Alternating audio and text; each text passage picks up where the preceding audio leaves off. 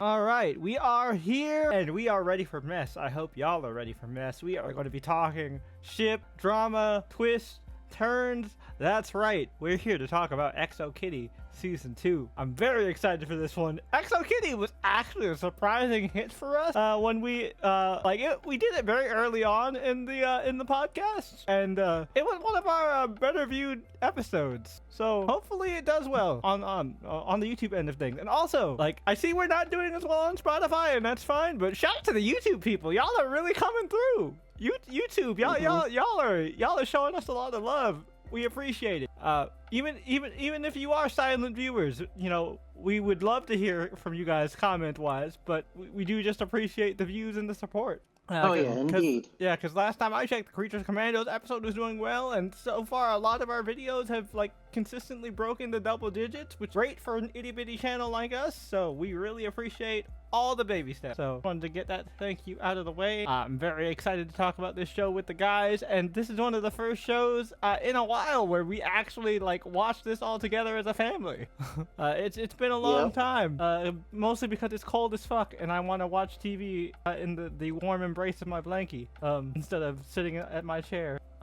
But you know, this one, it's like I'm gonna talk so much shit during this show. I'm not gonna just talk shit by myself. I want to talk shit with my friends. So you know, we gathered together and like I think we even did it in one sitting. Yeah, we did. Yeah, we did. Yeah, that was wild. I mean, it's only 8 episodes, mind you, but still. And obviously, you know, we're not jumping into the review yet, but this should go without saying. If you have not seen Exo Kitty Season 1, you definitely should, and you also should tune into that episode. I think that was also a very early appearance for Tony as well, because I think Tony was there for our first Exo Kitty episode. Yeah. So definitely check that out. But with that housekeeping and early thank yous out of the way, we of course are going to start off our episode as we always do by jumping right into the news with our man Brian. Take it away, Brian. All right, this one's gonna be a quick one, but an interesting one. So, as of recording, Your Friendly Neighborhood Spider-Man, the animated series, It drops on tomorrow, Disney Plus, right? As of recording. Yes. Yeah, I'm actually looking forward to it. I'm gonna check it out. It's gonna definitely be a screen time subject for me. Well, apparently the early screeners are getting good reviews. Good. That's nice. And to hear. what I heard one person say is that it's nice to see this with the MCU going on, because this is actually Your Friendly Neighborhood Spider-Man as opposed to the MCU one. It's not Iron Boy or Iron No. Lad. Nice. I'm glad. Iron Lad in space. True. But anyway, the news is that apparently Disney has a lot of hope in it, because Did they not only it already greenlight for season 2? and 3. Damn! 2 back to back. That's very promising. Yes. And also, in an interview, the creator, the showrunner, was asked about the whole Spider-Verse and if they'll ever address it. And multiversal stuff, and he basically said that we might tip our toe in that at some point, but now we just want to stick to our own pocket of the world. Okay, gotcha. That makes sense. So it looks like they're going to be trying to stay true to the Friendly Neighborhood Spider-Man. Well, that's definitely good to hear, because I've bitched and moaned about how I as much as I love Holland's performance, one of my biggest criticisms is that he feels the least like Spider-Man because of all the Iron Man stuff that's weighing him down. I mean, yeah, and also in his what was it, his 3rd or 4th appearance? No, it was his 3rd. He went in space might have been 4th, because remember, he went to space in Avengers Infinity War. That's crazy. But, anyway, so that's seemingly good news for Spider-Man fans. We'll have to wait and see and actually watch the show. And also, I was wrong about the release a little. It's gonna be 2332. Interesting. Yeah. 2332. That's a weird block. So what? I can't math that fast. 2332. How much is that? That is 10 episodes. Oh, it's 10. Okay. 10 episodes over 4 weeks. Okay. Interesting. Yeah. Similar to the Volcano method. I'm excited for it. Yeah. I mean, like, maybe it's just me. Maybe it's because of, my recent Marvel Rivals addiction. But, like, I've definitely been re-energized with Marvel as a franchise for the past, like, month or so. Yep. And you might also be interested to know that they also, like, confirmed our first look at Stephen Strange and Matt Murdock. Oh, in Friendly Neighborhood? And, cool. Yeah, and Matt will be wearing his black suit. Ooh. Interesting. Ooh. And he was in, if I remember correctly, he was in the yellow in She-Hulk, right? Yeah. Yep. That makes, okay. Gotcha. Okay. Interesting. Well, that's it for news. All right. Yeah, I'm definitely looking forward to it. I'm sure that'll be a shared screen time topic for all of us next week. I'm definitely excited. And depending on how things go, maybe a full episode. Yeah. I mean, it's not even depending on how things go. We'll definitely cover it because, like, I'm still upset that we had to cut X-Men '97. Oh yeah. But like, our backlog was intense. Mm-hmm. But speaking of screen time, that is our next segment. Screen time is, of course, that segment of the podcast where the boys and I all talk about the different pieces of pop culture we have consumed in between podcast episodes. That can be anything from YouTube rabbit holes, video games, music, TV shows, movies, stuff we, haven't had time to cover on the channel itself, or just want to talk about, like, particular episodes or something we're rewatching. So I'll start. For me, it's nothing much. Again, just sticking to my Marvel Rivals addiction, as I mentioned before. I'm trying to learn to play other DPS characters besides Wanda. Although I am pretty good with Wanda these days. Like, I'm not garbage anymore. I can get killed, especially if Tony and I team up with him on Magneto. Oh yeah.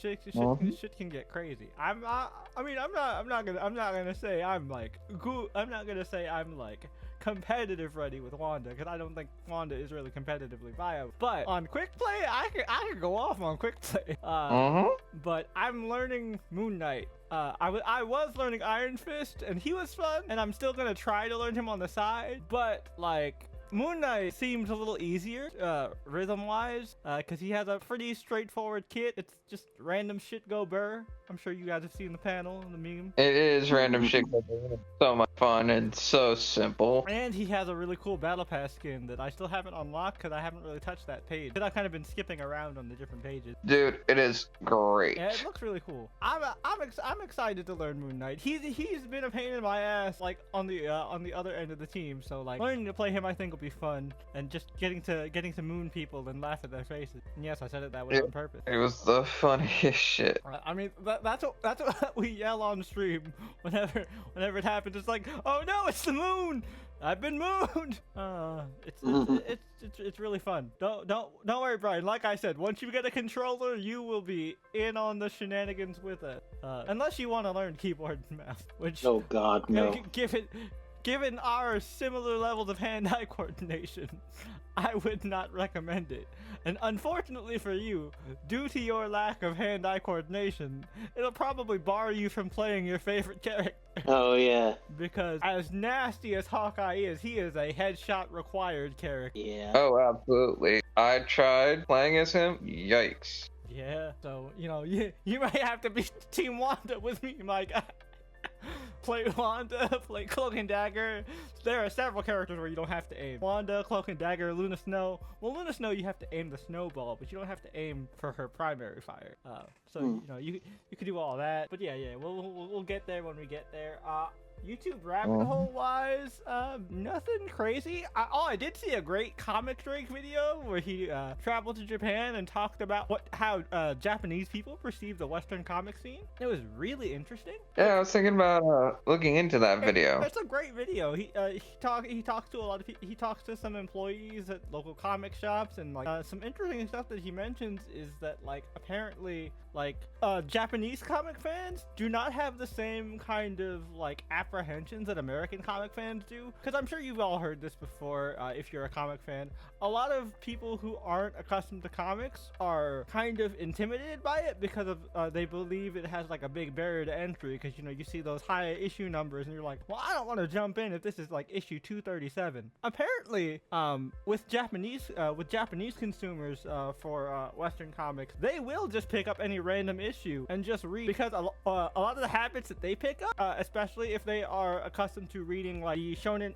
the different manga magazines they have, on offer, is, they will read an entire magazine and check out other stories that are like in the middle of an arc just to read it. So like they're not as intimidated by, oh, this is the middle of a story and I don't know what the fuck is going on, but they read it anyway. I think that's awesome, because like, yeah, honestly, as a kid, that's what I used to do. I used to just, whenever I got to go to the comic shop, I didn't know anything about numbering as a 6-year-old. I just saw cool covers and I want that one. My first comic was a number 2. I'm not 12, Hell, but that was still funny. The first comic I ever read technically wasn't really like a single issue. It was like one of those mini collections. I think the first issue I ever read, which I wish I had kept it because apparently like it's worth something now, was a Batman animated adventures comic. And apparently that issue was the first comic appearance of Harley Quinn. Yeah, crazy, right? Yeah, because like, I remember seeing it, I'm like, oh, I love this show. I want this one. Yeah, apparently a lot of those old Timverse comics are out of print. So, if you guys have those, apparently they might be worth a good penny. Not that I'd recommend selling comics, because like, maybe I'm just a fucking hoarder, and maybe this is all just my personal regret for having to sell my collection to pay for textbooks in college. And also, let's think of it like this: the fucking speculation boom of the 90s. Oh yeah. But yeah, so it's such an interesting topic, especially considering a lot of the chatter among American comic fans, especially online, is, man, manga is kicking American comics ass, blah blah blah blah. But like, meanwhile, the Japanese people are like, actually, we love American comics here. American comics are dope. The only thing that kind of sucks is that like, apparently Marvel is better at this than DC, because obviously Marvel has hired several Japanese talent, especially on the in the art department, with people like Fuji and Peach Momoko. But like, apparently DC very much underserves their Eastern market, which sucks for DC, because like, who doesn't love Batman, Superman, and Wonder Woman? Yeah, and also Marvel had an in with Japan back in the because of the Spider-Man tokusatsu, which, fun fact for you guys, and I'm sure Tony was just about to say this too, Spider-Man's tokusatsu show was actually what gave birth to the trend of robos in current tokusatsu. Yeah, with Super Sentai in particular. But also, here's the interesting thing that I was going to mention, actually. Go ahead. Originally, the third Sentai series that for a time was the first, it's very convoluted, not going to get into that bit of history, but originally Toei and Marvel wanted to do a Captain America show. Oh, that's awesome. That was more of an international series. That's really interesting, because it kind of goes full circle, because eventually Toei ended up doing that like super underrated Avengers anime that was like part capsule collector kind of thing. Yeah. But here's the thing, though. That concept changed when I think the deal kind of fell through. I don't remember the specifics, but I do remember the end result. It resulted in them creating the Sentai series, the third one overall, Battle Fever J. Oh yeah. I believe Drake actually mentions that in his video. But and also just kind of something that like I feel like DC, like Marvel does have also over DC, is that they actually do have some decent Japanese representation. In the fact that they have like Big Hero 6, even though most people don't remember that Big Hero 6 are an actual Japanese superhero team, not the Disney version. The Disney version has kind of overridden them. But they have Big Hero 6. They have characters like Sunfire. They have plenty of people of Japanese and Asian descent. DC doesn't really serve their Eastern market that much. No. They had one team that showed up in Final Crisis. Like they had like the biggest thing within recent years was the creation of like Kenan Kong, the Superman of China. Yeah, and here's the crazy thing, right? Because you mentioned that DC has a problem with really selling to their Asian market. I think, now this is just me kind of looking at it kind of whole cloth, and it's what you mentioned, Jay. DC doesn't have a lot of representation on the Asian side of things all that much. Think about it. Honestly, off the top of my head, I can think of 3 characters: Katana, Lady Shiva, and Cassandra Cain. Yeah, that's it. And who are those characters mostly associated with? The Batman. Exactly. And there was, like, of course, this was, like, back in the day. Now, granted, DC is doing slightly better because, we did cover Suicide Squad Isekai, which was another one that was in our backlog. And that was actually very good. And it was done by Wit Studio, well-respected anime studio over in Japan. Look, folks, we are not, we're not discrediting DC for their lack of Asian representation. Yeah, I do want to make that clear. I have mad love for DC. I love both companies equally. I always have and I always will. Honestly, both are pretty even in terms of my pull list. Yeah, also forgetting the Batman of Japan. Oh yeah. Yeah.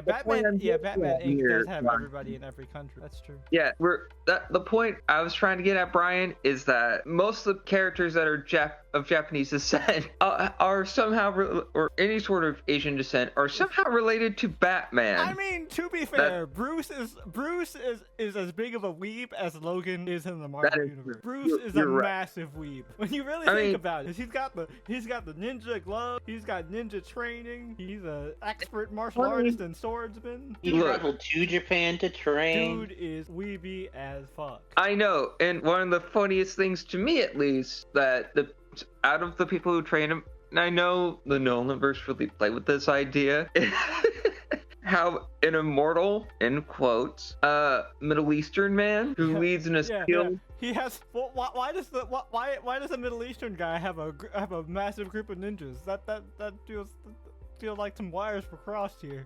And also, why is he played by a white guy? Exactly. Well, that's the Nolan verse. But yeah, I was just speaking about the comics in general. I had never thought about that, honestly, until you just brought it up and it clicked in my head. I was like, you're right. Raish is Middle Eastern. Why is he the one in charge of the DC equivalent of the Hand? Yeah, and that's kind of what makes me chuckle. Because, okay, so one way you can kind of hand wave it is that the Shadow Guild, League of Shadows, or the League of Assassins, is international organization. It's an international assassin organization. And to be fair, in more recent years, Shiva has handled the more ninja side of it, and she's at least Chinese. Yeah, and what kind of gives me a bit of a chuckle is, for that time in the New 52 and a little bit now, we're really pushing the Justice League of China, which a fun idea.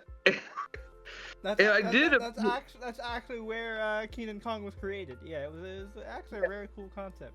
And also the son of the Monkey King. And again, it's a lot of just company coincidence, or maybe them just having lunch together or something. But I always just find it funny when both companies are doing kind of similar things, because around the time they were doing the Justice League of China was also around the same time that we got the Agents of Atlas reboot. That gave us Lin Lee, the current Iron Fist / Swordsmaster, Luna Snow, who's everybody's favorite dancing healer, and characters like Amadeus Cho and stuff like that. The all-Asian Marvel team as well. Yeah, and I forgot to. Well, I was going to mention this, but we got sidetracked with a different conversation entirely. What's the funniest thing to me? There's one other character in DC's lexicon that's been a bit forgotten that was of Asian descent. Richard Dragon? Nobody remembers Richard Dragon. Someone who is even who's not as remembered as Richard Dragon. Oh. Okay. Collective name? I'm talking about a character back in the Super Friends era. Oh wait, there was an Asian character. There was an Asian character in the Super Friends. Yes. Oh shoot! The only character I can think of off the top of my head right now is Ty Longshadow, and he's Native American. Yeah, and that was his JLU counterpart. Yeah, I think he was just called Apache Chief on the show. Yeah. And then you had Black Vulcan. Yep, Black Vulcan. I'm talking about Samurai. Oh, right. There was a character that was just called Samurai. Who had wind powers, apparently. All right. But he got reused to be made into the character Whirlwind in the JLU. Oh, interesting. Yeah, because remember that one episode, gents, where the Justice League, of course, the characters picked to be in that episode were associated with the Super Friends. Yeah, and yeah. Those I characters. that episode, yeah. Yep. Those, the characters that they fought were the clones, the Ultramen, Yep. with the albino elf Wonder Twins. Yeah. That was actually a pretty cool design. Oh, I guess lastly, this actually reminds me, the other thing that I've been doing just for fun, this is just kind of a rewatch, just for funsies, I've been rewatching Justice League and Justice League Unlimited. Oh, yeah. I love that series so much. I also watched a video from Watchtower Database, who does a lot of DCAU related content, where they went through digging in the Wayback Machine and all various interviews and such, and even talked to some of the producers on the show, and they kind of like put together what a hypothetical season 4 would have looked like, just based off of the ideas some of the creators had, but never really put to paper. Interesting. It's some pretty cool stuff, and essentially it was apparently going to be like a spacefaring epic, like almost like Star Trek-esque, but like focused on the Core 7, like dealing with this distress call deep in space, and Adam Strange was going to be a part of it, and they were also going to travel to different universes and also travel through time, so they'd get to spend a little time in the Beyond universe again as well. Oh, okay, that would be interesting. I did hear that they also wanted to use Plastic Man. But yeah, he only got a mention in show. Yeah, and figure. Yep. Oh, and like, man, Plastic Man, they apparently almost made a show for him, and he was voiced by Tom Kenny, but and they even made like a whole ass pilot, but it got canceled for some reason or another. I don't remember why off the top of my head. I watched a video about it, but all hope isn't lost, because Tom Kenny's version of Plastic Man, it was Sasha made that video, Casual Comics, and like that version of Plastic Man ended up being the one that was used in Brave and the Bold, still voiced by Tom Kenny. Yeah. Nice. And also, wasn't he in Ape Crusader? Maybe? Technically, yes. Yeah, he wasn't Plastic Man, but he was Eel O'Brien. Yeah. And, okay, so interesting about that I learned, coincidentally. They wanted to pay homage to other characters that were in, like, Detective Comics, which, technically, Eel wouldn't have been in Detective Comics. Yep. The true detective and stretchy boy of Ross Dibny, the elongated man. Yeah. I mean, interesting. Elongated man always gets overshadowed in terms of like stretchy DC people, because like most people remember Plastic Man because Plastic Man is fun and goofy, and most people who are DC fans only associate the name Dibny with Sue and Identity Crisis. God. Yeah. Look, DC really kind of dropped the ball when it came to both their stretchy characters to a degree. They dropped the ball twice with Ralph because, Well, all yeah, that stuff was Flash. But I did hear that some people are trying to get a Plastic Man live action in some sort. I mean, they were able to pull off Luffy semi-decently, so maybe. Yeah. And they already have an actor in line who has said that he will do it if they just give him the go-ahead, like with Momoa and Lobo. Ben Schwartz. Heard that name. He was the voice actor he's the current voice actor for Sonic. Oh, yeah. He was also on DuckTales. Yeah. And he's also in Parks and Rec as John Ralphio. Okay. He'd be great. And like, whatchamacallit? It's just, it's really cool. Plastic Man actually has been getting a lot of love recently.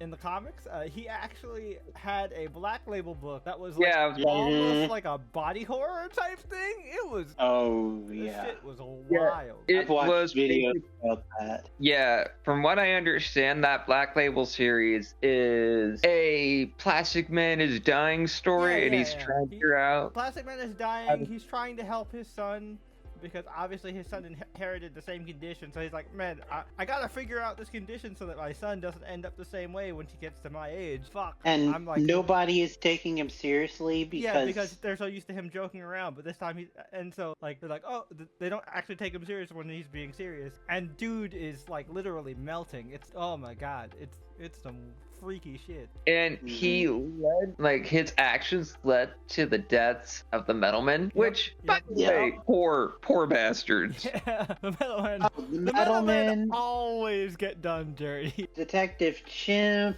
Well, Detective Chimp is at least a Spectre. The Spectre's cool. No, that universe is because it's the Black Label. So. Oh, was he actually killed as well? I think so. I don't remember him dying. I remember the Metalmen dying. Yeah, that's the one thing I really remember. Anyway, interesting story. Yeah. No, like Plastic Man is getting a lot of love. I hope he's a weird. I don't even want to say obscure because a lot of DC fans know who Plastic Man is. But like, he's such a weird character that I think, given James Gunn's sensibilities, I think would definitely like fit right at home with in the Gunverse. I would love to see that. Absolutely. And interestingly enough, his original imprint, Quality Comics, actually gave us a whole trove of stories before DC acquired them. Oh yeah. And I actually, again, I watched a video that Sasha did about, it wasn't about Plastic Man, but it was about somebody from Quality Comics that, like, had, like, something of a costume. It was really interesting. But the spider. The spider, there it is. But, yeah. No, retcon was actually really ingenious. So, that's pretty much it for me. I don't want to ramble on. I already went on several tangents when I said I only had a few things, but turns out I had more than a few. But yeah, that's it for me. Brian, what about you? Alright, so new episode of Dirty Laundry came out. This one had a bunch of the cast from Lower Decks, that animated show. Oh, the Star Trek one, yeah. Yep, and they didn't have Clark, but they had a lot of the other cast, including our boy Casey from Loki. Nice.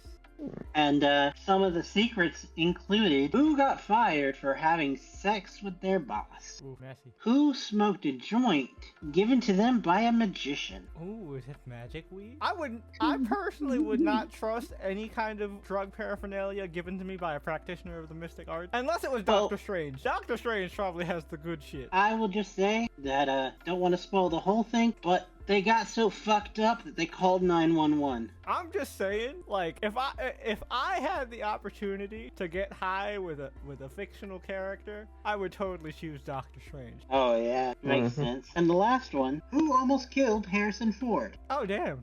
Jesus. Were they like involved in like one of his plane crashes or something? Did they almost hit it with a car? You almost killed Rolf? That's crazy. No, but you're surprisingly close. It was they were new to Hollywood and weren't watching where they were going in their car. Oh, damn. You almost killed Rolf. That's wild. And they said that Harrison actually, like, stared them in the eye, so they're pretty sure that if they were ever to meet, Harrison might remember them. He's old as fuck. He might not. The man also can hold a grudge, apparently. I mean, yeah, but he's, like, almost 90. I mean, granted, he does seem pretty sharp, so he might still remember. Who the fuck knows? Indeed. But also, I started listening to one of my podcasts again, Unprepared Casters. That's the one where they do, like, arcs, where the two DMs switch off who's DMing.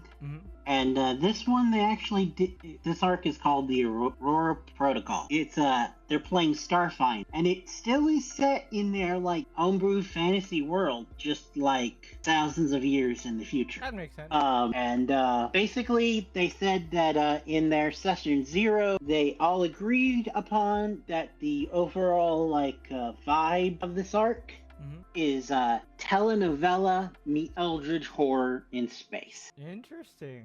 Because they have four players, and 2 of them are playing a couple, and a third is playing the ex of one of the couple.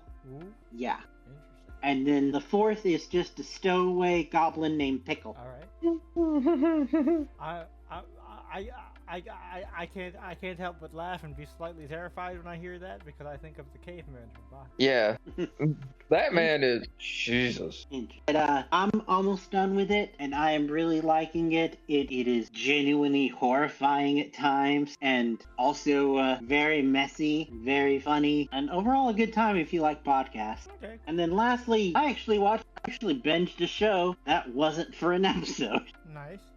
The Recruit, which semi-ties into today's topic. What, is someone from XOK on that show? The lead is Noah Centineo. Oh, that's the one where he's like a CIA dude. Yep. FBI? He's one of those? CIA, you got it right first time. He's a CIA lawyer, rookie, who keeps stumbling into things and getting above himself. Kind of similar to like a me RPG character where he's like always falling forward and everything. But because it's Noah Centineo playing him, he's also got influences of a J character because he's very cocky and can talk himself out of a lot of situations. That's fair. But it's actually really cool. It's done by the same people that do Rookie, but the Rookie, the Nathan Fillion. Yep. Which you can see the influence in that, in like the fact that it also has like similarly good action, a stacked cast, and like comedy woven into very serious situations. But unlike The Rookie, this one can actually take its time and tell a season-long story. Okay, so it's more serialized. It's not like just episodic case of the week type shit. It's all one story. Nice. It's all one story, and that's one of my problems with these like agency spy type shows. Like, yeah. That's why I can never really get into them. And well, this one is one of the best ones that I've seen so far. It's not perfect, but it is. It also doesn't. What was that term that you used, Jay, from that guy that did the video about? You talking about like does it lean into? It doesn't lean into propaganda. Well, no. I'd have to actually see the show to be the judge of that, but. Because, like, propaganda isn't necessarily a positive or negative thing. It's more so just positive promotion of law enforcement. Well, he constantly gets told... Because Brooklyn Nine-Nine was also featured in that series, but as a positive example. Yeah, but this one, he constantly gets told about how if you want to make it, you have to lie to people, and you can't trust anybody, and, like, all that. But, so, maybe verging on it. Who knows? But this stacked cast that I mentioned, his ex-girlfriend roommate is Izzy from Atypical. Oh, nice. Yeah. That was the sister's girlfriend, wasn't it? Yep. Yeah. A Russian, a former CIA asset is played by the Peter Quill's mom in Guardian. Oh, cool. And also, his boss is Ben Urich from Daredevil. Ben Affleck or Netflix? Netflix. Okay, because like Ben Urich was in the Ben Affleck Daredevil as well. Oh, I forgot he was. Yeah, he was the reporter. He's the one that like was there when Daredevil like lit the double D on fire. Right, that was him. Yeah, but also Alex's mom from Runaways. Oh, cool. She plays antagonistic character similar to Runaways, and she was also the mom in that one show, Lab Rats, that was on Disney XD, I believe. Yep. And also in the show, as an overstressed colleague that he sometimes goes to for help, even though in the beginning the only reason why the coworker will do it is because he's giving him Adderall, is Donnie from Orphan Black. Oh, nice! I love Donnie.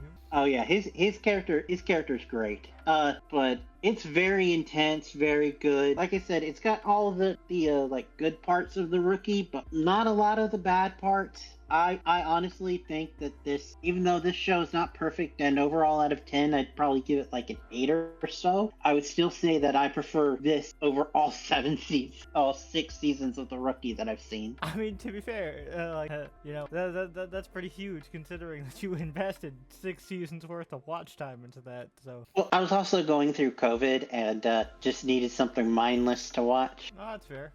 People turn on Law and Order and shit all the time. Yeah, but I really like this, and part of the reason why I started watching this in the first place is because the second season starts the 30th of January. Oh, and if the seasons didn't include 8 one-hour episodes, I would have suggested it for the podcast. Oh yeah, no, that's too much. And since it's Netflix, you know it's a binge drop, so like. Yeah. Because the only thing that does weekly for Netflix is anime, which like didn't mention it, but I am still keeping up with My Happy Marriage, and I did get to watch Sakamoto Days, which was fucking hilarious.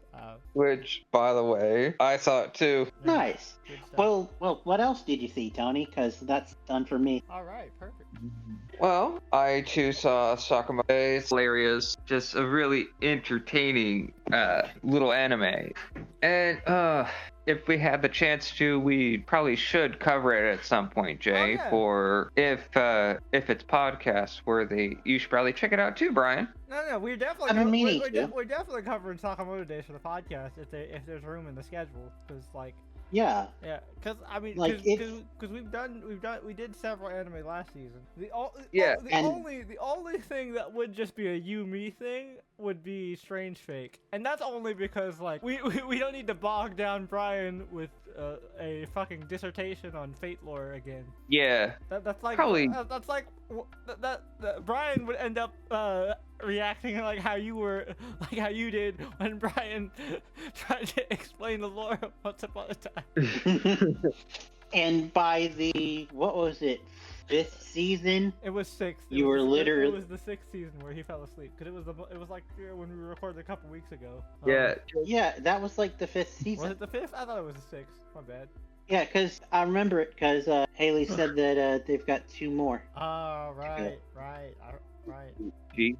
The one where they wrap it up into a bow, and then the one where they continue with 90% of the cast gone. Yep, with adult Henry and multiverse Cinderella. But anyway, Tony. Yeah. Sorry, go on. Say no.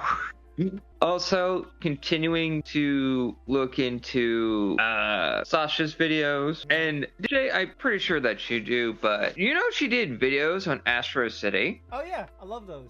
Yeah, I've watched her Astro City videos. Yeah, I've been watching Sasha for a long time. Chances are, if it's a video that's come out within the last 3 to 4, I've been subbed to her for I think at least 3-4 years now. I haven't like commented or anything, so I don't have like a rapport with her. I honestly should, considering that I've gotten back into comic too. She seems very nice. I mean, she's super Canadian, definitely super Canadian, and her jokes just land. No, she is very funny. And here's the reason why I bring up Astro City, and for those just listening in, Astro City is more of a reconstruction and vehicle to tell interesting superhero stories. A large city like DC's Metropolis or New York, a city filled to the brim with superheroes, supervillains. It's kind of it's like an idealistic love letter. It almost gives kind of the same type of vibe, but set in more contemporary setting of like Darwin Cook's New Frontier. That's the vibe I always got from Astro City. Oh, definitely. And one other video I rewatched recently is The Last Angry Geek's top 11 Astro City stories, where he called Astro City a deconstruction of superhero comics, which that's a complete misconception. It's in reconstruction. Yeah, I would say it's definitely more of a love letter. A deconstruction is more so like Watchmen or something like The Boys, or even I would say something like Invincible. To a degree. Because Invincible had a lot of deconstructionist elements in its story as well. Which, by the way, that's starting up again. Much more of a love letter. Oh yeah, isn't that? Yeah, it's February, right? Early February. I believe so. Yeah, right? I want to say it's February. I believe so. Yeah, I'm excited for it. I know it's not a binge drop. And also the reason why I bring up Astro City is the 3 stories that Sasha pointed out is all centering around the Samaritan. Yep. And well, for as basic of a rundown as I can make for myself, the Samaritan is Astro City's Superman. Mm-hmm. But basically a time-displaced man of the future. I was gonna say he's Superman and Captain America combined into one character. Because he has like the hopeful optimism and immense power of a Superman, but the man out of time, but in reverse, of Steve Rogers.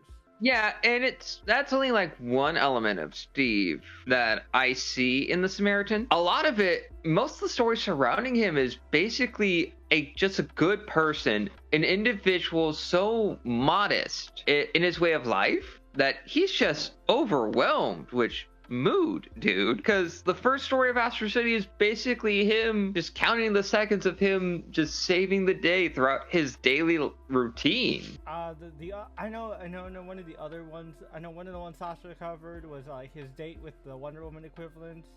Winged Victory, yeah, and how that went tits up. But then it like recovered towards the end, and then his like a yearly dinner with his nemesis, the Immortal, which is like a Lex Luthor Vandal Savage mashup. It's actually the Infidel. There you go. I know it started with I. Yeah, and just the way that story is told is very fascinating, right? This Lex type character who got his immortality through alchemy that shares a similar power set to his nemesis, so they're evenly matched. One being exceptionally bright from a time that is kind of not looked back on as often for like academic purposes and research, because he was originally from Nubia. Yep.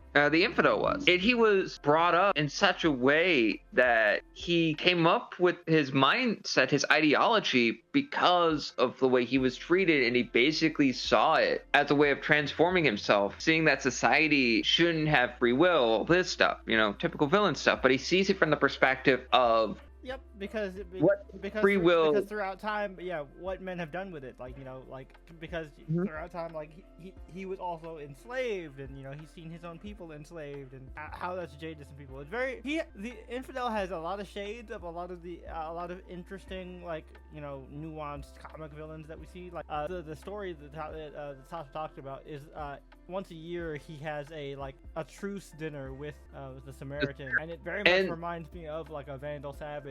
It's very cordial, and it's just kind of like his opportunity to just try and not just convince the Samaritan to join the dark side, but to kind of espouse both their point of views, and both of them trying to convince hey man, you could do this a different way. And here's the crazy thing about that, right? And Sasha pointed out, the story is completely from his perspective, from the Infidel's perspective.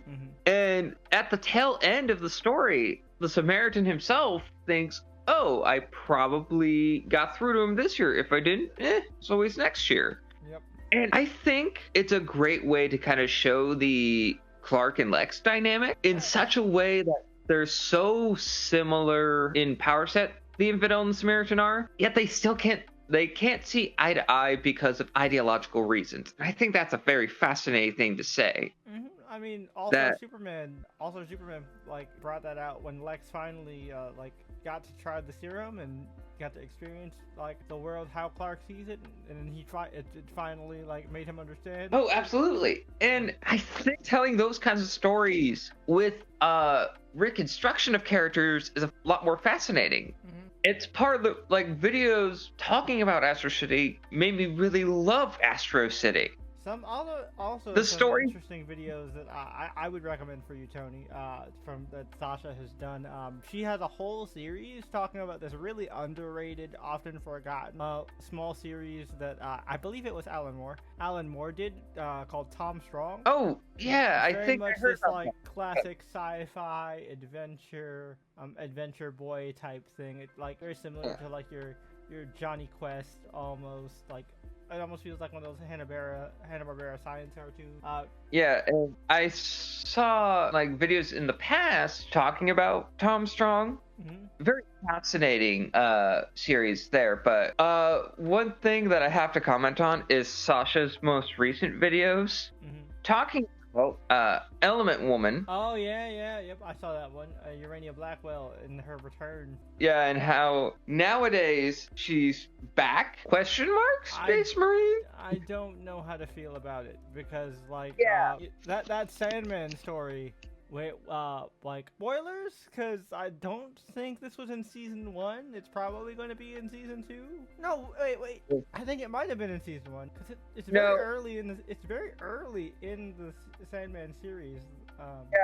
But remember, it didn't include any really DC characters. Oh yeah, they didn't include anything that had direct DC references. That's why they made Joanna Constantine. Yeah, right. So I guess spoilers for Sandman if you care. The story about whatever happened to Element Girl or Element Woman talks about the like Urania Blackwell and like her current state of things, and her trying to self-delete, and then eventually succeeding in the end. Yeah, because of the way she looks, pretty much ostracized her from a lot of her work contacts, and also just her power set. Like, you know, it's very much kind of like, it puts her in kind of a rogue-ish conundrum as well. Yeah, it's very depressing. Yeah, but it's very way that she, like, the way that her and Metamorpho are kind of utilized now in comics, from what Sasha talked about, is actually very Silver Age, very old school. Oh yeah. And I kind of she mentioned that like the dialogue and stuff very much feels very Silver Agey. I haven't checked out the new Metamorpho series. I had been meaning to because those covers looked interesting. Oh yeah. But, and from the way Sasha talks about it, it's very fascinating. But I don't know how I should feel about Blackwell's return. Like, her story, it may have ended tragically, but it's important. It's very important because, like, yeah.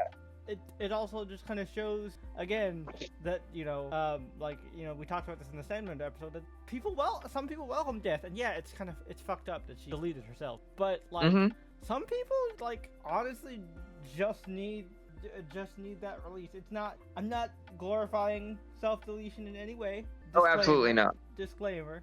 But, like, in this extreme fictional case, it's completely understandable, and honestly, I'd say justified. And given the fact that, based on her power set, she couldn't have the means to do it herself. Since, for those who don't know, Element Girls and Metamorpho's powers are technically gifted to them by Ra. Yep, because Rex Mason, you know, was your standard Indiana Jones protagonist, and he stumbled upon an ancient orb in one of Ra's temples, and that's what turned him into Metamorpho. Yep, basically. But yeah. And I know that Doom Patrol, the TV show, addressed similar themes. With Negative Man, yeah. Yeah. And also Elastigirl? Oh, yeah, with Rita, yeah. I remember that. And Sasha's most recent video, I just can't remember. It talked about Superwoman. Yep.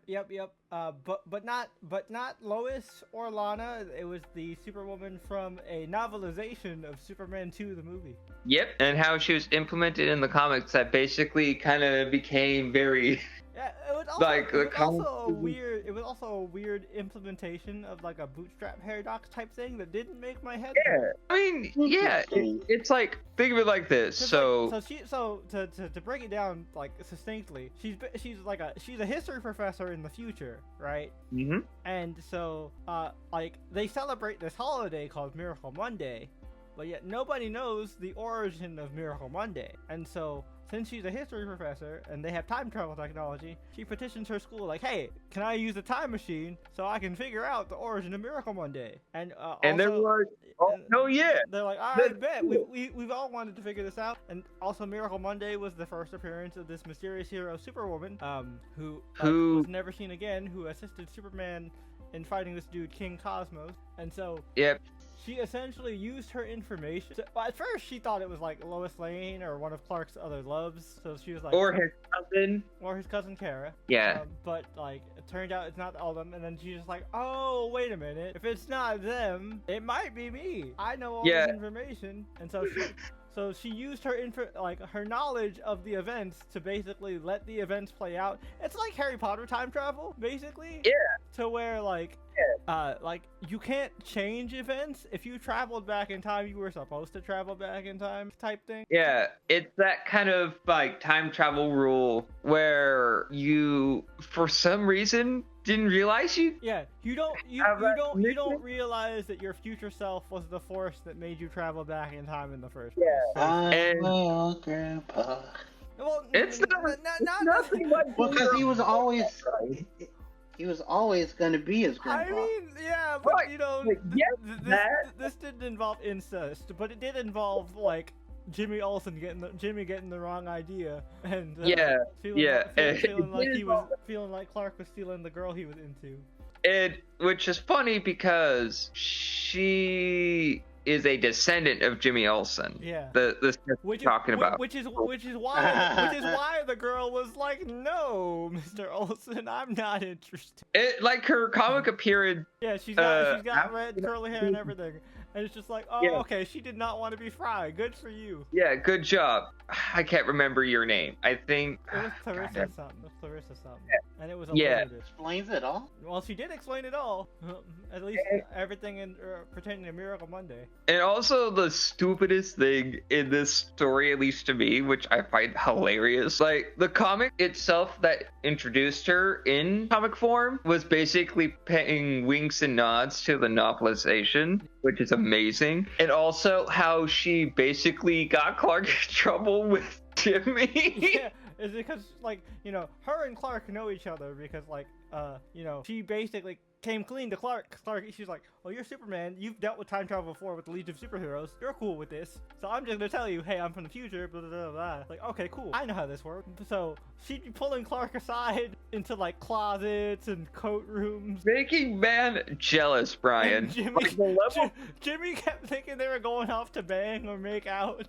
And Lois meanwhile, was just like, Jimmy, they're adults. Let them do what they want to do. It was the most hilarious thing. The funniest thing to me that I learned from that video, which made me chuckle quite a bit, is that her cover job while she was in the past is she gets a job as a typist for Lois.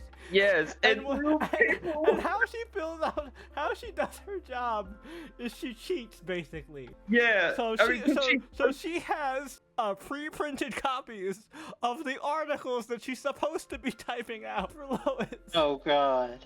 Oh no, so about that, right? It was for Lois's book. Yeah, for Lois's book. And she added pages too, and Sasha was like, isn't Lois gonna notice that you're just adding pages? What the fuck? But then again, it is from a copy from the future, so those pages were already there, so I guess it's cool. Yeah, fuck it. But yeah, no, that was a very fun story. I enjoyed that video as well.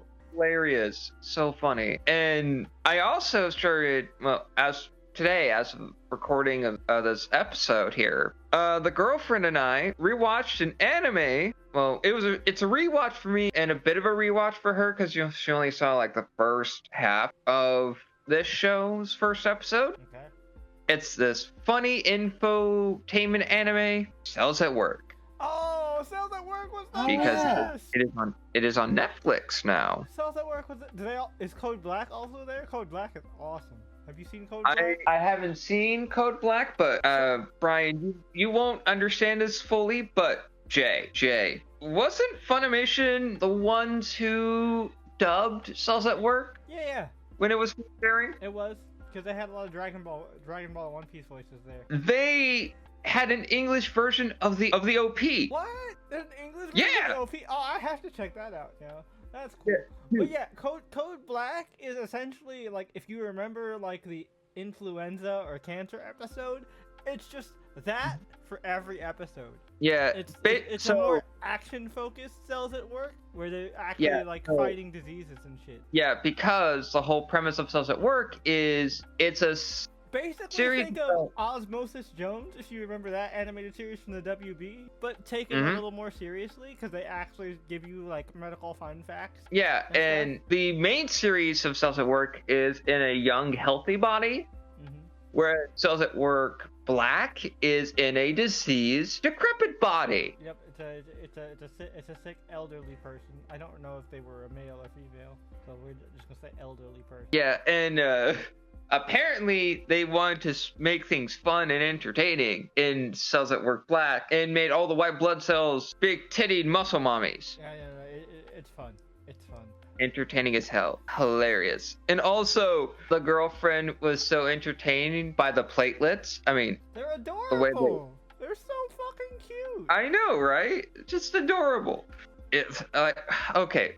Just rewatching this show just made me enjoy my morning. And also, since I haven't done this in a long time, gents, I will mention it as briefly as I can. I did another CK3 playthrough, and I made a monster, gents. Oh? I made a monster. Were you actually able to conquer Ireland and stay king of Ireland? No, I did something far more insane. Okay. I started in Sweden. Well, I started in an area that would become Sweden, and I made a big Swedish empire.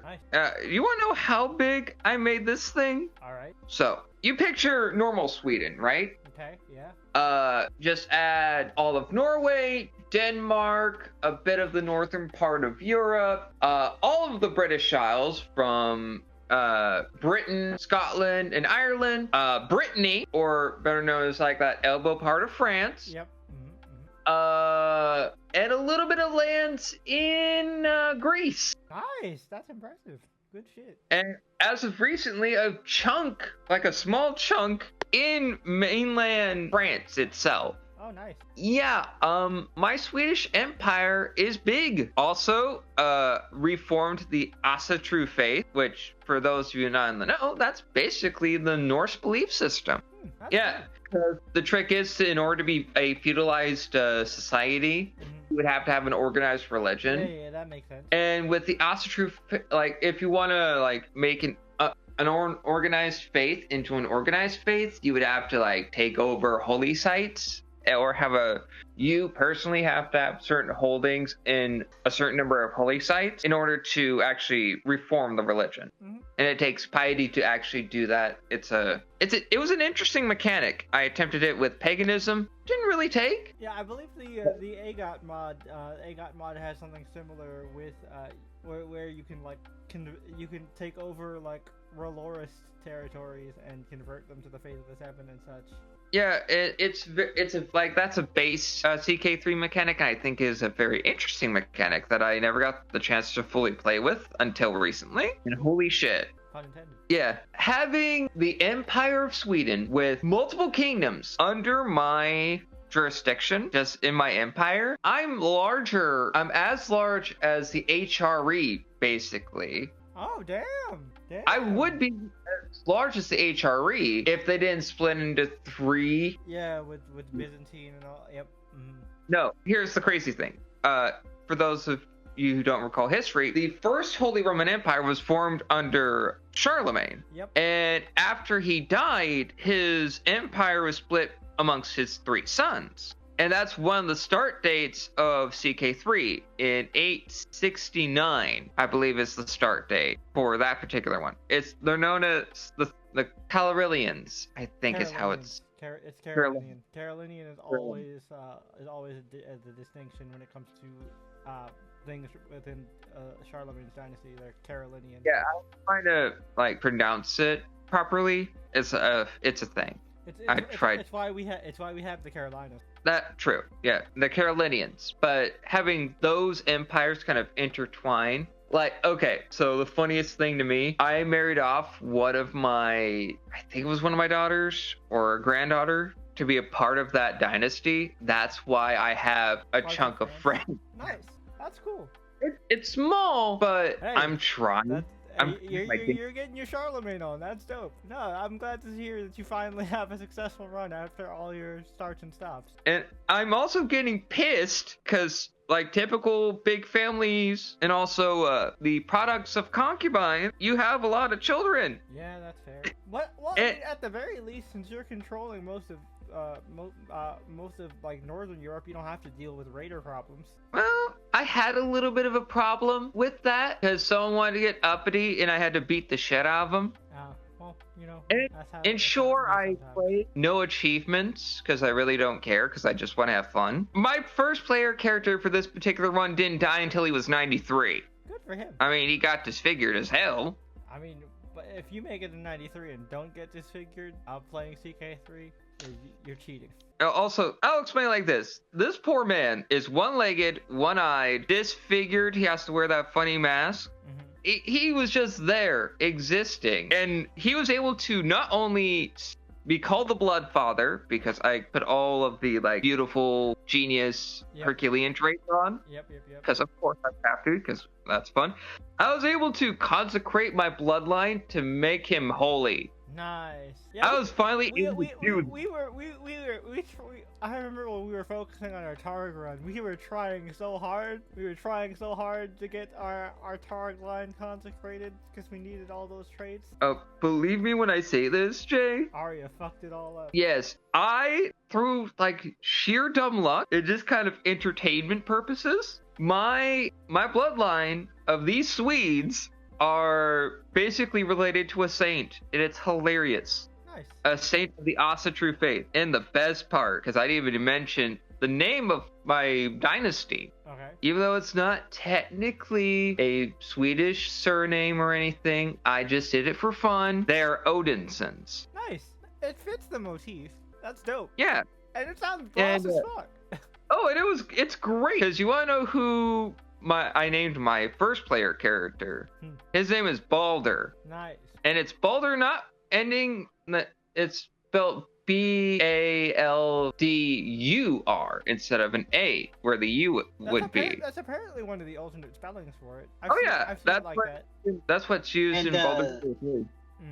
Does he have a gate? Yeah, I would say, did you construct a gate? You Well, constructed a gate. I'm getting my capital to being close enough to where I can actually have You should definitely name your capital Baldur's Gate. Nah, the first time I attempted it, I wanted to name it Valhalla, and I'm half tempted to do so, just for the sake of comedy. Because think of it like this: having a capital city. No. What you should do, and not to backseat, because obviously this is your run, and I swear once we're done with this, we'll move to Trailer Talk. But what you should do, right? Since you're going down this whole Asir Vanir type naming convention with your religion and stuff, you should name all your big major cities and hubs after one of the 9 realms. So you got Asgard.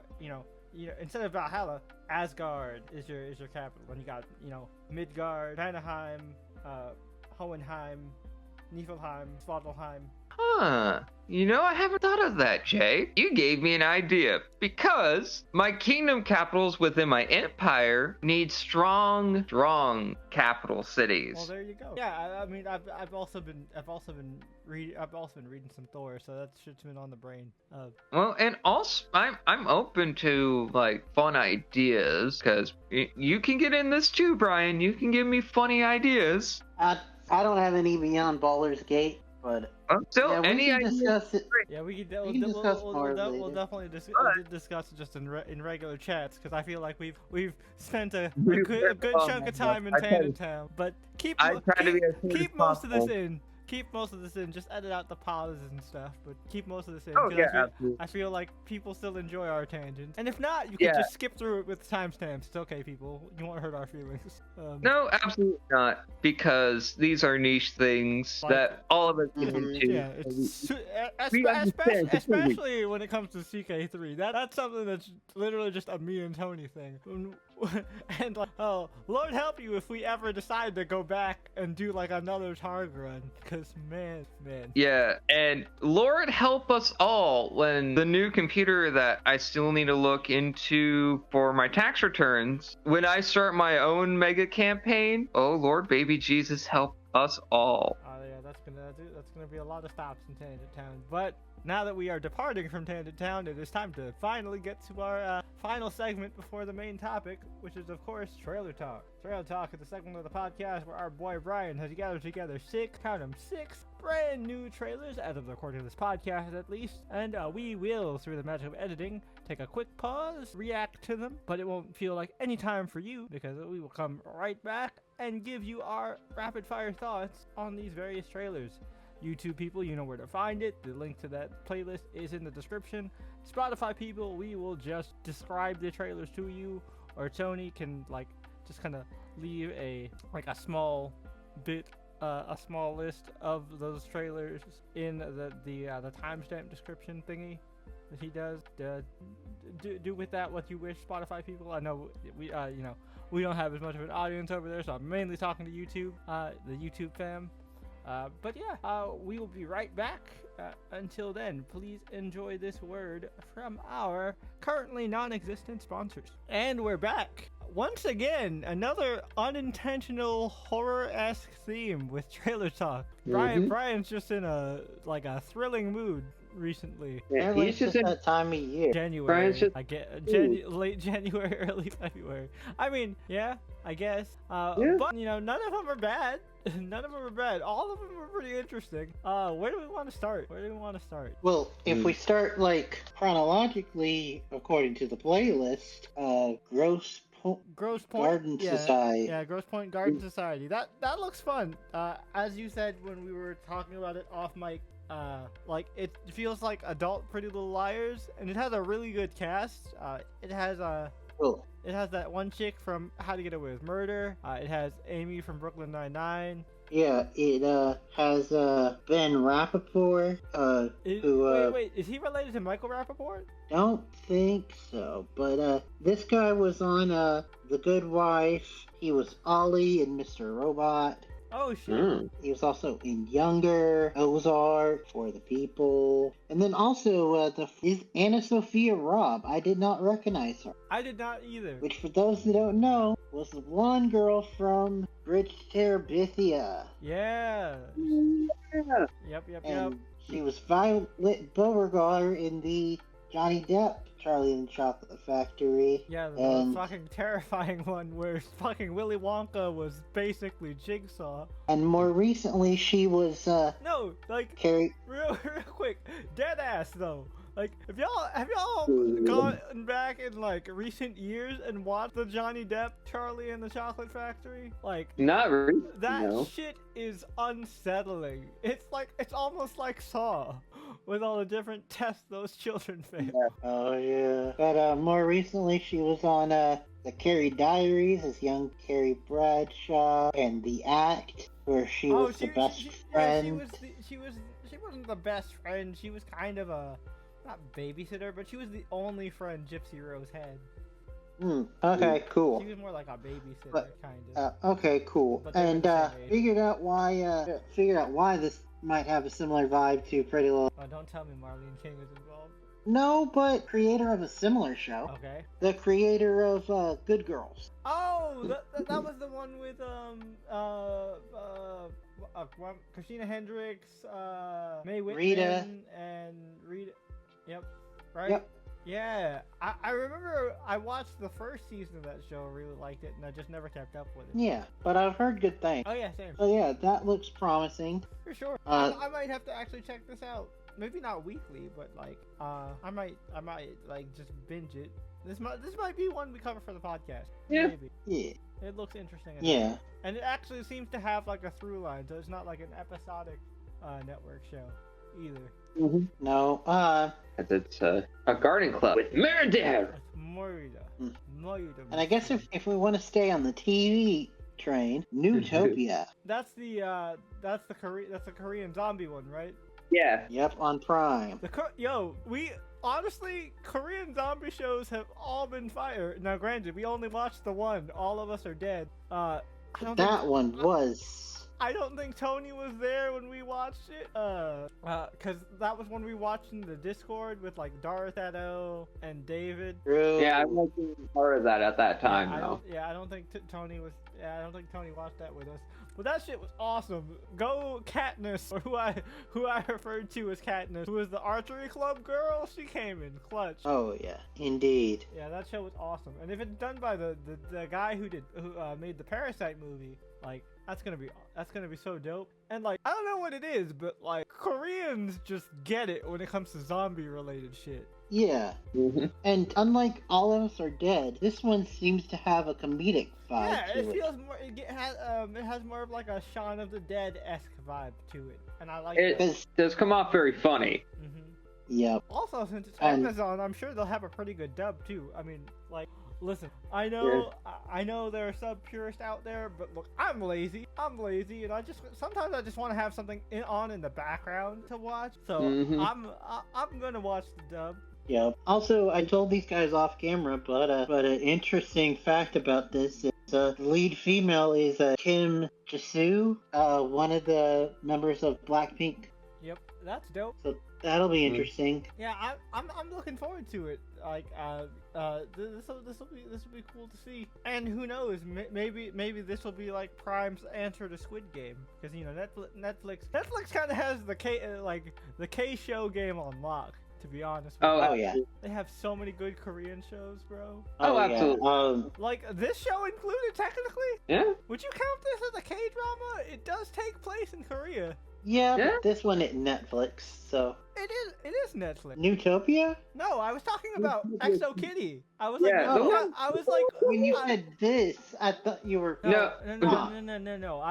I don't know if you'd consider I said even this show. No, I would consider it, because think about it, right? Like, not to derail trail talk real quick too much, but like, think about it though. It's a drama. It takes place mostly in Korea with a mostly Korean cast. Mm-hmm. It's a K-drama. True. It's an American K-drama. But a K-drama nonetheless. True. But back to horror, because keeping on the horror train. Yep. Hell of a Summer. This looks like so much fucking fun. Look, slasher movies are one of my biggest guilty pleasures, cinema-wise. I love dumb slasher movies. I have seen the entirety of the Sleepaway Camp series. Obviously all of the Friday the 13th, even the shitty modern remake. No, don't you mean? Oh yeah. Don't you mean the remake? Because there was only one. Yeah, there was only the one. That's right. It was only fucking. Halloween that got multiples. Yeah, that's a bit of. Yeah, because the Nightmare on Elm Street 09 one also only got one, right? Like, Friday the 13th and Nightmare on Elm Street, they had their their shitty modern remakes in like 09, 2010. Around the same time.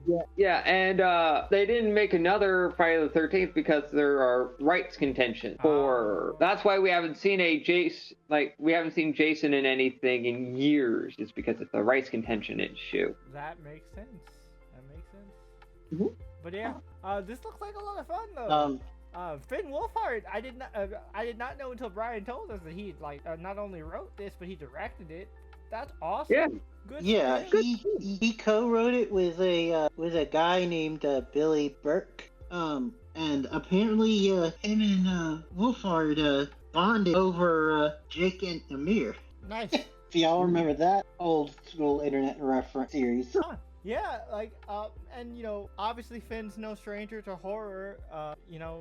Being stranger. I didn't even mean to do that pun. I'm so punny. I don't even realize it sometimes. That was genuinely pun not intended, and I usually always intend the pun. But yeah, he's no stranger to horror. Stranger Things is very much a horror, horror influenced. As well as, of course, him being a major star in Andy Muschietti's It series or duology. And of course, I still kind of count it, even though they don't take it seriously as horror. It's a supernatural type thing. He's also in the, I want to say current, because I don't know if they're still going to be doing anything with this series after Afterlife, but he was in the current Ghostbusters I guess sequel continuation series. Oh yeah. Which I thought the first one was solid, and I liked Afterlife. I technically got to see that for free because the theater fucked up with the screening. Oh yeah. But a fun fact about this movie though, it debuted at last year's TIFF, Toronto International Film Festival, where I'm not gonna lie, you cut out a little bit for me, and I heard tits, and I was like, what? Yeah, that's what I was kind of thinking myself. It's like, okay, so it wasn't just me. I thought that was just me, having perv brain. No, I was right there with you, bud. A little bit of column A, a little bit of column. That is true. My brain is always on horny. The Toronto International Film Festival. Where it got second runner up People's Choice Award. Nice. Good for it. Yeah. Good pun. Wonderful. All right. What else? Mickey 17. And then let's talk about Mickey 17. Yeah. Okay. I want to talk about that one because that's such an interesting concept. Yeah. It has this it reminds me a lot of what I said to the guys. It gives me the vibe of like Edge of Tomorrow almost, because it has this like very far out there sci-fi concept with this like repeated death cycle thing. But this time it's like more like, instead of like being stuck in a time loop, it's more 3D printed clones. Yep. And then you find your clone in bed next to you. Oh. Yep. And like, you know, they apparently have like protocols to wipe out clones in the case of multiples, and that's really interesting. There are a lot of Marvel actors in this movie. Like, I was fucking okay. So I was like, wait, Mark Ruffalo, Tessa Thompson. That's crazy. We got Hulk and Valkyrie on the ship again. Are we actually gonna get real Planet Hulk here? Are they going to Sakaar? The actual Sakaar? Oh my God. Take us to Sakaar. But it also has Steven Yeun. Yep. And Arpats. Yeah, Arpats. Obviously. Arpats is the lead. Yep. Yeah. But now to clear up some confusion that we had while watching, Newtopia, that was not done by the director of Parasite. Oh yeah. This is done by the director of Parasite. Oh. Yeah, I read two. All good. Which, if you remember, he also did another fun, well, I say fun, but very well done surrealist sci-fi movie, Snowpiercer. Huh? Oh yeah. I want to check out that series at some point now that it's over. Yeah, but the movie was great. Oh yeah, the movie was great. But yeah, apparently a lot of people have been looking forward to this film. It's been like in development for a while, and like they stopped development completely for a while when like all the strikes and stuff happened. I like getting to see a more like, I mean, it's not that it doesn't look like this is going to be entirely a comedy, but it seems like Pattinson is going to get to play a more lighthearted character, at least for the beginning parts, before he goes into existential dread mode. Yeah. Also, his non-Batman American accent is pretty cool. Yeah, I mean, I've heard him do American accents in other stuff like Water for Elephants. That's right. It's been a while since I've seen that movie. And that one movie where he was like it was him, Tom Holland, and a bunch of people, like they were like Southerners. Oh yeah. What the fuck was that movie called? It was really popular. It was really good. It got a lot of award buzz. It doesn't matter. Don't worry about it, audience. It's just gonna annoy me. I'll Google it after this recording or something. Yeah. But yeah, again, that's something I'm definitely looking forward to. It's again a cool concept. Oh yeah. What else we got? Drop. Yeah. Speaking of cool concepts, that is one hell of a thriller idea. It reminds me a lot of some of my favorite like kind of personal thrillers, like stuff like Missing, and if you remember Mike Flanagan's Hut, it gives me those kind of like, God, I love that movie. Home invasion thriller type vibes. Yeah. And like the twist of like having to kill her date is interesting. Like it has me asking so many questions. Like, why does he want to kill this guy? Like, what did this guy do? Is he just some random motherfucker, or did he do something bad? Like what did this bro do? What did bro do? Yeah. Yep, how did he get into that lady's phone? Like, what the fuck? How did he get to her house? Was it Alexa's phone? Yeah. Did you do that, Alexa? Are you gonna betray me? But we know the director handles really well horror with weird like sci-fi thrown into it. Like, cause not only has he done the Happy Death Day series, he also did and Freaky. Oh, Freaky was amazing! Yeah. Freaky and Tony the Killer aren't the same people, right? Didn't the person behind Freaky also do Totally Killer? I believe so. Yeah. No, yeah. They just didn't mention it in the commercial. But yeah, Totally Killer. I seriously feel like they were the person behind that one too. No. No? Totally Killer was the same director as Always Be My Maybe. Oh. Okay, interesting. And worked on Don't Trust the Bee in Apartment 23. Oh. With Kristen Ritter. Nice. Okay, never mind. But moving on. Last one, which what, we because I saved... said Kristen Ritter and then but immediately afterwards? That's not the first thing that was on my mind. Anyways. I think also he's laughing because of what we saved for last. Oh, right. That was completely one of Tony's hyper that was completely unintentional. But yeah, Tony, the floor is yours. So, Brian, gave me a wonderful gift that I'm going to tell y'all as quick as I can. The newest Sentai series, number one Sentai Gojuger, will be out sometime, I believe, in either... They said February. I think it's the date on it was like February 26th. Something like that. Yeah, we're at the end game of Boom Boomger. So this is making it the 50th anniversary of Super Sentai, but the 49th team overall, if we want to go by the actual numbers. Because guess what the year is, folks? 2025. But you know what happened 50 years ago? Premiere of the first ever Sentai series, Himitsu Sentai Go Ranger. So it's more of the anniversary of the franchise overall, other than the actual number of teams. And also, technically, Lupak kind of fucked us over with 2 consecutive teams in one season, but it's a thing. So, the premise of this show is that we have a team of individuals that want to be number one. So, the team themselves want to be in competition with each other, as well with the anniversary stuff where they fight Sentai Reds and the villain organization that want to be number ones in their own special right. We have human villains, we have a monster big bad again, like typical monster big bad, and the gimmick for this season is rings. Yep. And the mecha is God again. Yeah. No, I'm not kidding. Like the God, like their main mecha for each individual ranger, which is also their morpher, by the way, as a bit of a little toy for y'all. Yeah, that's an actual God, right. And yellow priest of his. Oh, interesting. Known as the Tega sword. Yeah. And so you have a kind of a lone wolf character who is Goju Wolf, Goju Leon, who is our blue, who is a pop idol and bit of a flirt. And we have nice. Yeah, so and then Goju Yellow, like I mentioned, he is Goju Tyranno. He is a priest that worships Tega sword. We have the student, Goju Eagle, who is our green. And for the first time in Sentai history, our first Black Senshi being a female character, being Goju Unicorn. Who is a high class detective, as she described. And the lone wolf, he calls himself a stray. That's our red, by the way. Where he is kind of just aimlessly roaming about. And the whole gimmick overall, as we saw a bit in the trailer, is the Sentai rings, where they can be put in the Tega sword. And so they all want to be number one in their own like specific human fields, like Pop World, I guess top of their class. Okay, that's interesting. Yeah, they're all wanting to be number one in their own way. So the team doesn't work together overall. Oh.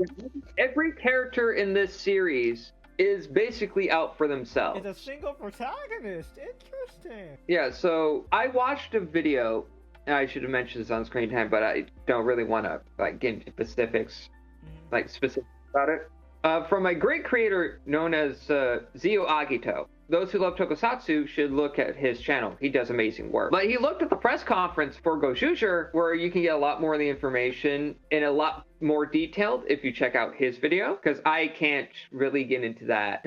I can't get into the weeds, as it were, like he did, because he actually saw the press conference. But from my understanding is that the human villain, like the villain organization, isn't an outright villainous organization. They're more amicable. They are more honorable. Interesting. They're not previous villain organizations we've seen. So they're more antagonists rather than villains. Yes, they're more just kind of, they have their own hyperfixations that they focus on. Like one of the human villains known as Fire Candle. He wants to have this rivalry with Goju Wolf, as it says in the character bio. And he's the guy with the slicked back hair. Okay, interesting. And then the boss of the organization is actually 2 monsters that loved each other to a degree where they kind of merged into one being, like one physical body, but 2 separate. Even universe style. Basically, I don't remember their names exactly, but that's essentially how that works. All they remind me of is, this villain organization reminds me a lot of the Day Boss from Zuden Sentai Kyoryuger, where those monsters were based off of certain emotions, like the main boss, like the generals and the boss. Day Boss were based off of emotions. Gotcha. To a degree. And that kind of design model reminds me a lot of that. Now, typically with anniversary seasons, they kind of have a design motif where they want to honor the past. With Bokenger, they patterned the villains of that series after the main mecha of every Sentai show at that time, since Bokengers was the 30th anniversary. And the personalities of the Bokengers, even down to their 6th Ranger, were based off of Ranger archetypes that Sentai had up until that point. Like Momo Ranger and Akka Ranger were the inspirations for Boken Red and Boken Pink. Battle France was the inspiration for Boken Blue. And then we had the 35th anniversary being Gokaiger, where they can transform into the past Sentai, and they met their senpais, like one member of each Sentai team looking for the greatest treasure. And then you had the 40th anniversary being Zuoger, which took design elements of previous villains, like from Sentai's past, into their monster designs for the Monsters of the Week. And then you have Zenkaiger, which did the same kind of model that Bokenger did, but instead making four of the robots of that team into basically design pastiches of different Sentai, which coincidentally got Ranger adaptation. That being Zyuranger, Bokenger, Gao Ranger, and Magi Ranger, with Zenkaiser being a pastiche of Go Ranger. And since he's with a bit of a rainbow motif to kind of go with that theming. Yeah, Zenkaiger's helmet, especially the way his goggles are formed, are exactly like Akka Ranger's helmet. But the gimmick with the Gojujers, they basically become the Sentai Reds of this when they input a Sentai rig into the Tega sword. Oh. Because that's why they're also fighting against Sentai Reds specifically. Oh, okay. Yeah, because it was mentioned beforehand, I think in a rumor initially, that only Sentai Reds would be involved in these competitions. Oh, that's cool. Yeah, and they also had a bit of a stage show, which I saw, and it's actually very fascinating. It's too bad Rangers isn't really a thing right now, because this would be a really cool concept to get a Ranger adaptation, because, like, some of my favorite episodes were, like, Forever Red and shit like that. Yeah, and here's the thing about this series, since it's the 50th anniversary for Sentai as a whole, they are trying to do things differently. And yes, there's a bit of anniversary fatigue in the Toku community that everyone just kind of hates. Some are more vocal than others. I personally don't mind it as much, is because as long as they're doing something to honor the past, I'm okay with. And as long as it's fun, I don't care. Like when Kamen Rider does it, it's very hard to top each anniversary going further and further. And the only reason why Gokaiger became as popular as it did is because after the earthquake and floods that happened during its syndication, they weren't initially going to put that many cameos within Gokaiger initially. But after those events, basically every former Sentai actor was like, you know what, let's give hope to everybody here at home by actually being in the show. I am trying so hard not to make a joke that'll make Tony hate me. I'm not gonna do it. Nope, never mind. I'm just not gonna do it. No, fuck it. That sounds like a super mega win to me. Cringe. For me, I kind of hated that. I don't hate you, Jay. It's fine. It's fine. I couldn't resist. It was right. I was like, I know. He set me. I was like, this is easy setup. But yeah, that's cool. That's cool though. Yeah, It's definitely something I want to check out. I mean, I know we said that with Bumbunjer and we kind of really fell off on that one, but like we will definitely try and make an effort on this one. Speaking of that, I'll make this fairly quick. The big bad for Bumbunjer basically is a robot Michael Jackson in terms of design. That's awesome. Like Smooth Criminal Michael Jackson? Like what era of Michael Jackson? Like Red Jacket, Smooth Criminal? Since he's the head of a biker, like an intergalactic biker gang, you could think of a Smooth Criminal. Nice. I mean, he gets a white upgrade after. Yep. Okay, cool. After then. So yeah, you can make that comparison. He has a robot monkey too, so he can't beat the Michael lookalike allegations. Yeah, no, which I don't know. That's fair. Because Listen, Japanese show just love making Michael Jackson inspired bad guys. I don't know what it is. I mean, Demon Hunter. Demon Slayer, yeah, Demon Slayer. Fucking there was another. Clayface. There was another. Clayface. Oh yeah, remember Clayface. Clayface one. Oh yeah.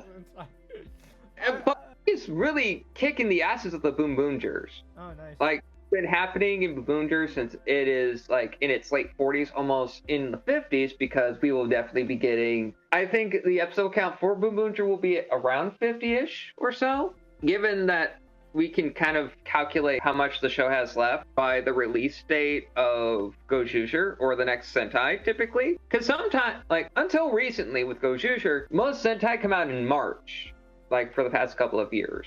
So that means some of the shows have bigger episode counts. Yep, this one is coming out, like, in February, like, towards the end of February.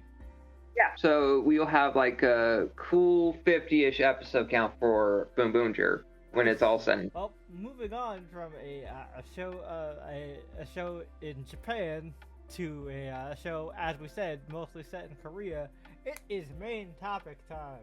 We are here to talk about Exo Kitty, and if you haven't seen Exo Kitty and you aren't interested, but you were just listening to us to hear us tangent, feel free to dip out at this point. Just don't forget to leave this video a like, YouTube people, on your way out. Subscribe. Yeah, don't Ring forget, the bell. do all the things, all of them. It's all of them. It's all free. We don't ask for much. But if you by chance happen to be a fan of Exo Kitty and want to hear us yap about it, sit back, relax, get your snacks. Time for us to talk about some mess and some ships, because we will be organizing this discussion by ships, as we did in the first episode, which Brian, And note to future Brian, put Exo Kitty season 1 episode in the end card. okay. Yeah. Also, needless to say, I don't think we can do a non-spoiler section. Yeah. There is no non-spoiler section, but I mean, I guess we could just give a general thoughts and feels kind of thing. I really like this season. It was a lot of fun. Yeah. So much mess. It wasn't frustrating like I was expecting it to be. Now, I did get frustrated at a couple characters, but like it wasn't like some other romance-related shows that we've watched where I've wanted to pull my hair out with how dumb these characters are. Now granted, these characters did do some dumb shit, but these were children, so Yeah. like Mhm. dumb kids doing dumb kid stuff I can excuse, because Yeah, very not. they're still learning. Yep. Yep. But yeah, overall, it was a lot of fun. If you enjoyed the first season, it's just more of what you like. Man, like, no complaints. I don't think it, like, it was a downgrade at all. In fact, I think it was better than the first season. Oh yeah, I will say that. And also, the cast did good, including surprise people. I'll just say that. And the new members of the cast did well as well. The people that we got introduced to towards the end of season 1 briefly, that get a bigger role in this season were great. And it's in the trailer, so it's not really a spoiler. It was great to see Pete, Peter. I loved his inclusion, and it was woven in pretty well. It didn't feel forced at all. It made sense for his character, and how he acted was a lot of fun. And I loved that he got to serve as kind of like an audience surrogate. Well, audience surrogate, but also emergency mentor moment. Yep. The only negatives I can possibly bring up, the spoiler-free wise, is I wish we had gotten more time with certain characters from last season. Yeah. Because, like, there were characters that we spent a lot of time on in season 1 that were here, but, like, we're just kind of in the background, Yeah. I'll say especially one of our, like, favorites from last season. Yep. Mm-hmm. But yeah, that concludes the spoiler-free section, unless you guys had anything else specific to add on. No, just a fun ride, and made me hate, just for the right reasons, a certain character. Oh yeah. Because devious. Oh yeah, 100%. 100%. Like, we didn't really have an antagonist in the first season, but this one we got an antagonist, and boy, did we get a good antagonist. Mm-hmm. Oh yeah. But yeah, with that out of the way, let's get to the mess, y'all. Let's get to the fucking mess.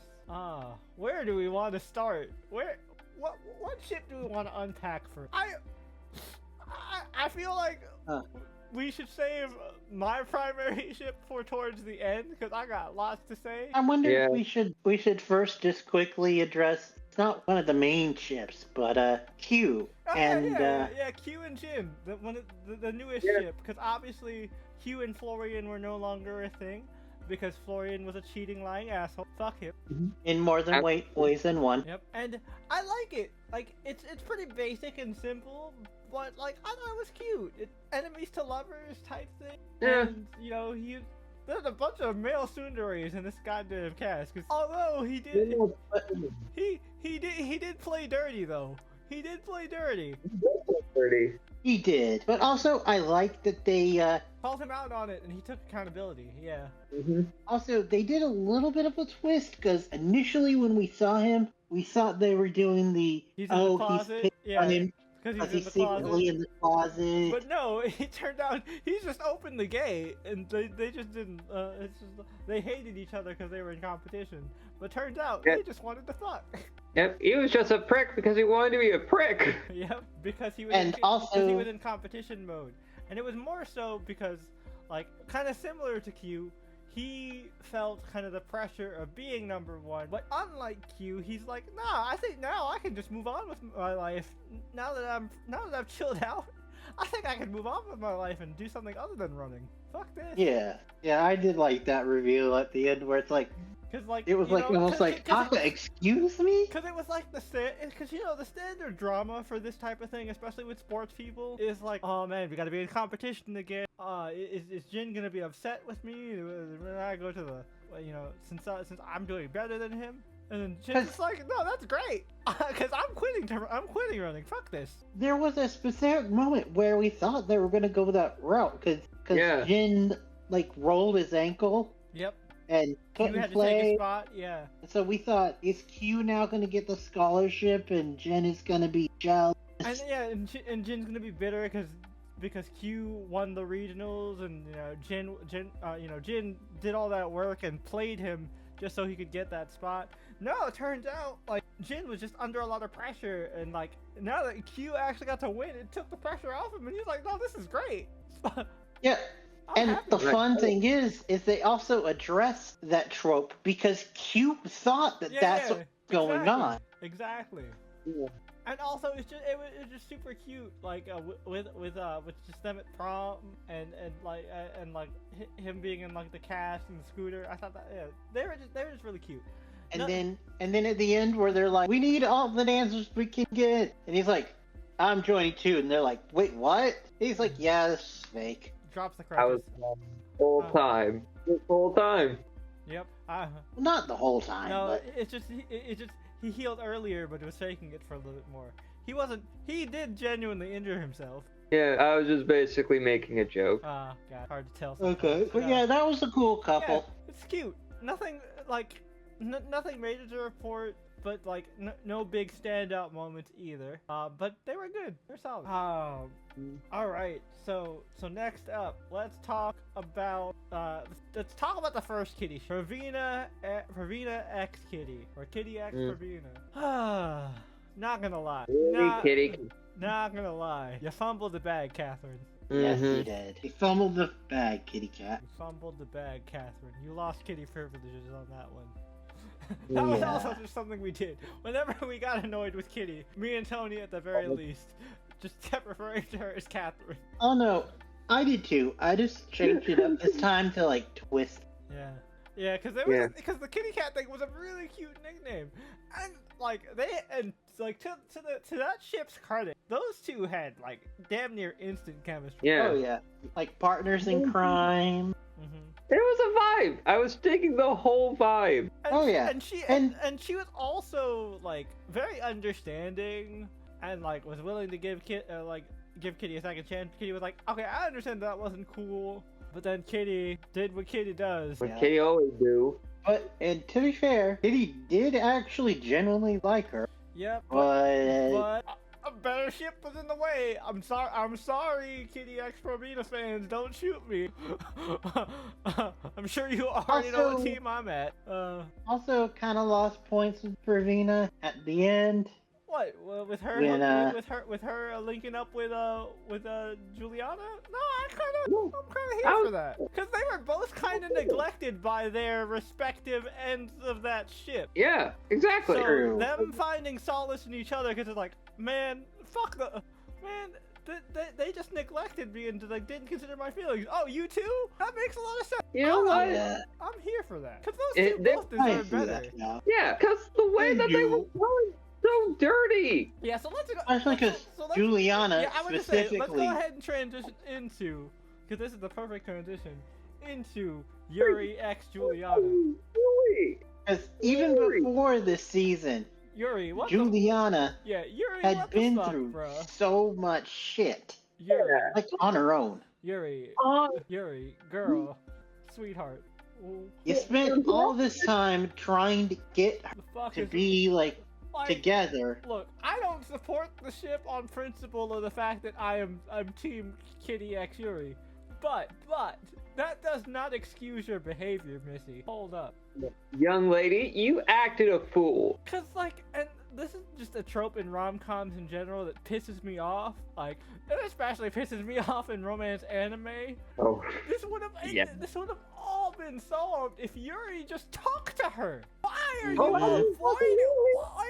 avoiding her like it's some kind of just have a conversation. Just talk, you dummy. The thing is, this was also on Juliana's part too. It takes two to tango, because to be fair, Yuri did straight up say, "Sorry, babe, my phone died. So what's up?" And she tried to have a conversation, but understandably, Juliana was hurt and then huffed away, which I get it, but still, guys, just talk to each other. Like, also, Yuri, you're spending all this time with Kitty. Now, granted, some of it might be a little sus, but also, your moms were working together and were friends. That was my biggest issue. That was my biggest issue with the Juliana thing. Even though I shipped Kitty x Yuri, I was like, we don't know yet if Yuri has feelings for Kitty. At the time, I was like, Yuri, just tell Juliana my mom is best friends with Kitty. Just tell the whole backstory. If you haven't already, why haven't you told her? That way she doesn't feel as bad, because she knows this is There's important. a reason why I'm doing this, Kitty. Because we're both invested in. Especially with how rocky your relationship is with your mom at this point. If you had told Juliana this, Juliana would totally have understood. Now, granted, it still led to some shippy stuff, and cheating. So, like, Juliana was correct in the end. Well, yeah. That doesn't mean you shouldn't have talked to her like a person. Oh, yeah. Stupid kid. The fucking movie. Yo, what? Yeah. What is this? Listen, this is the type of shit that pisses me off in romance anime all the time. I hate this trope so much of just talk. Just have a conversation, bro. Stop being caught up in maybe I should lie to protect. No! Just talk to them! You stupid babies! Have faith that your SO will understand, bruh. And now, others will get it. Yuri, I like you, and I ship you with Kitty, but because of your actions is why now when you're going through your toughest time, you're broke, you don't really have anyone to depend on. Yeah, Yuri kind of made her own bed in this one. Like, I love Yuri, and I support the ship, but like, I support the ship all the way. I even told, I straight up from the top, like, when we started this, I was like, I am captaining the ship. I put on my sailor's hat and everything. We're taking this one off the... I chanted off the docks. Yeah, he did. No lie. He said off the dock at least 12 times. And unlike some other ships that we might have pushed for in the past, like, y'all remember Hosey, Supercore? Yeah, anybody that watched me and Brian CW videos. Oh man, I'm still upset that Hosey was never a thing. God damn it. Unlike those, this one actually had some water to it. And has a genuine chance of happening. It better fucking set sail. Listen. Alright, now let's transition. Okay, before I get into rant mode, and this isn't a negative rant either, this is just me ranting against the opposite team. mind you. Before I get into that, let's talk about another smaller relationship that was a new development. Our boy Day and Eunice. Yeah. I'm so happy for the boy Day. I was so Although... worried. I was so worried he was going to be a sad boy the whole season, and I was going to be upset because I'm like, Day, I like you. Stop being a baby. Yeah. Although he did kind of fumble it at the end. Okay, with this one, I don't blame him. And hear me out on this one. Now, people, you might look at me like, Jay, you're being an insensitive asshole here. He shouldn't have did that with the whole idol thing. But, hear me out. And I understand Eunice said, no, I wouldn't have lied. And that's great for Eunice. But I've also seen internet horror stories about what happens when idols significant information about idols having significant others gets leaked. Have you seen Oshinoko? No. Let's not have that shit happen. They had the right idea, to be honest. I don't blame Day for that one. I think she took it a little too personally. Yeah, and then he retorted out of being hurt. Mm-hmm. Now, granted, he probably shouldn't have said that, but I get it. It was out of being hurt. Yeah. Like, they both made up at the end. Yeah, they did. I think they're back together. I don't think they did. No. Yeah, they did. She won the thing, and then they didn't really talk afterward. He said he deserved it. Yeah. And that's how they left. I mean, yeah, but they had a genuine hug. What I think. Yeah. Because here's my thing, and then again, this also because I don't want to put since we're already talking about this, I think that they're gonna get back together anyway because Day is best buds with Minho, right? Yeah. Eunice is on the tour with Minho's brother because she won the contest. So it stands to reason that Day and Eunice will get to have time together while on the tour. True. So I don't think that ship is sunk. I think they're fine. I think they're good. All right, cool. Because I'm down for it. Yeah. And also, just quick shout out to the actor who played Day.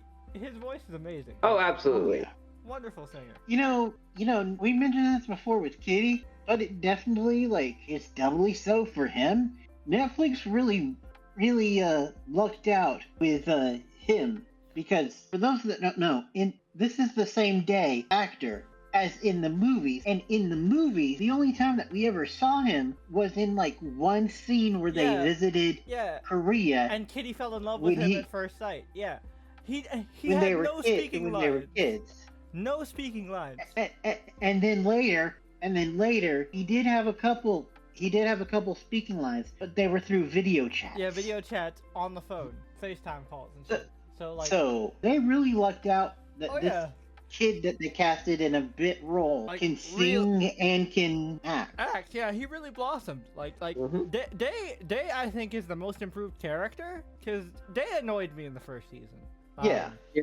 And I genuinely thought that he was going to be a sad boy all of season 1, and I was going to have to be upset with him, especially with the beginning parts of him being pissed at Minho about the Kitty thing. And I'm like, dude, you do not need to be upset with him. Yeah, you were yelling at that man from across. You were already broken up. But yes, granted, it was very quick, 30 minutes, but you were still broken up. And she turned him down. It would have been different if she had said yes. Then you would have every right to be upset. But you don't have a right to be upset if she just said no and he was like, oh, okay. Also, we did find out later, though, that it wasn't just that. It's just that was the straw that broke the camel's back. Which I'm glad they added that extra dimension, because that made me not pissed at Dave for that, because it's just like, oh, okay, so Minho just kind of has a history of being inconsiderate in that way. If you think about it, that was a very inconsiderate, impulsive, reckless decision. Which, I mean, listen, I was pissed about it last year. I was pissed about it last year or 2 years ago when we talked. Was it 2 years ago or was it last year? I don't remember. I was pissed about it when we talked about it in the first season.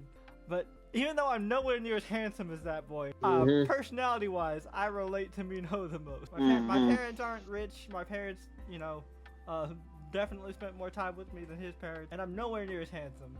My skin is not nearly as flawless, but personality-wise and personal anxieties and struggle-wise, I relate to Minho the most. And so I I can get his friend being annoyed with that, because my friend would get pissed at my impulsive, like, quick, thoughtless decisions, especially at that age, like 15, 16, 17. Ooh, yeah, no. Head empty, no thoughts. I'm glad they repaired their friendship. All the bromances were solid. You know, the Q-Day, Minho, like, bromance, solid as ever.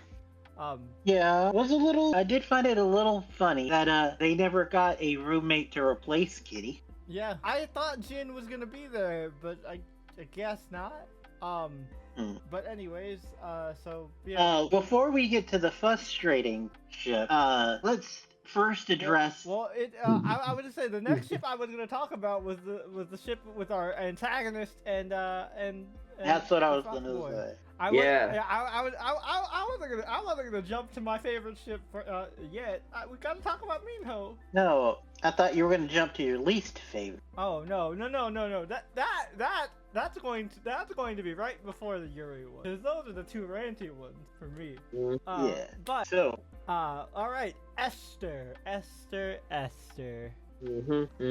Stella. I'm not gonna lie, FGO has poisoned my brain, because I swear to God, every time I heard it, I wanted to yell her name at the top of my lungs. It gave you FGO brain rot. No, legit. It's like with Caesar. I can't say Caesar normally. I have to force myself not to be like Caesar every time. You have to. I agree with you. Sometimes I think I legit.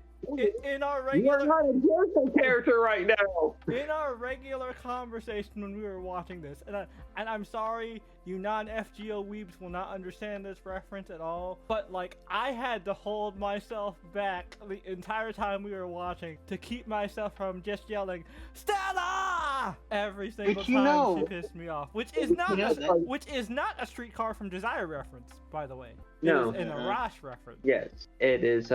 And be thankful you're not Arash. Jumping to say thing, and you beat me to it. Oh man.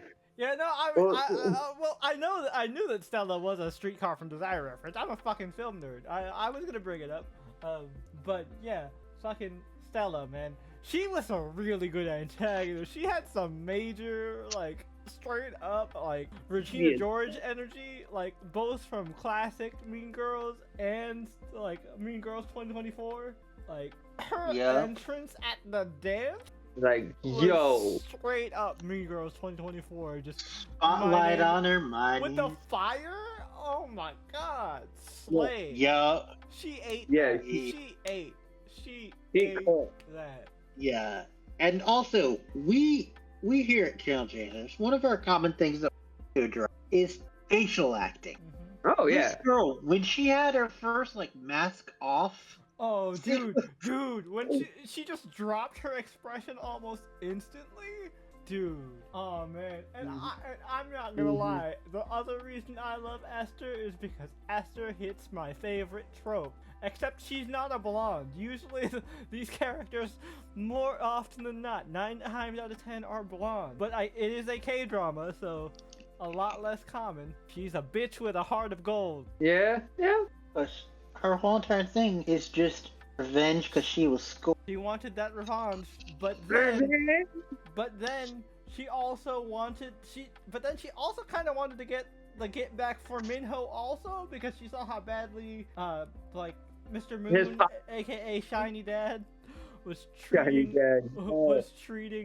Minho, and so she stood up for him too. And but in the end, she completely pivoted her revenge, saying, "Hey, I can use this as blackmail to get my original dream." Mm-hmm.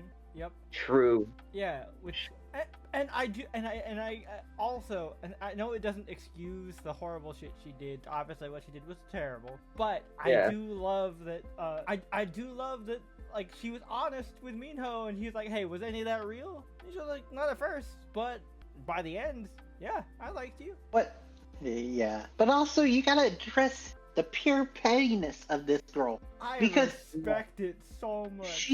She had the blackmail. She had this in the bag. Yet still, she went and tried to sabotage everyone's performance. Yep, and look, she was Batman with this shit. She was like, no, I gotta make sure contingencies. She just didn't count on fucking Kitty, like getting ahead of it. Yeah. With the blackmail. And also knocking the water bottle out of what's her face's hand. Oh So yeah. Eunice will perform. Oh yeah, Eunice. Yeah, so Eunice was able to win. Yeah. Yeah. So Kitty saved her ass. Yep. Kitty saved her ass. Now, granted, Kitty did it by accident. Yep. But No. here's our clumsy queen for you. Yep. But also just the dedication on fucking Esther's part, man. She got fucking plastic surgery, dog. Yeah, and also corrective dental surgery, bruh. Yeah, she broke bank for this revenge plan. She went full on Countess of Monte Cristo. And I love it that it was our girl from season 1 who I wish we had more of her in season 2. Madison, the sleeper MVP. Like, this dum-dum figured it out. This, like, baby Kieran Gillen ass bitch. Yeah. And what did he call her? The head of the K-drama? Oh, yeah, no, she was a star student in the acting for K-drama course. Yeah. In the arts program. And she just so casually dropped that. She was like, oh, I love your nose job. Yeah. Who's your doctor?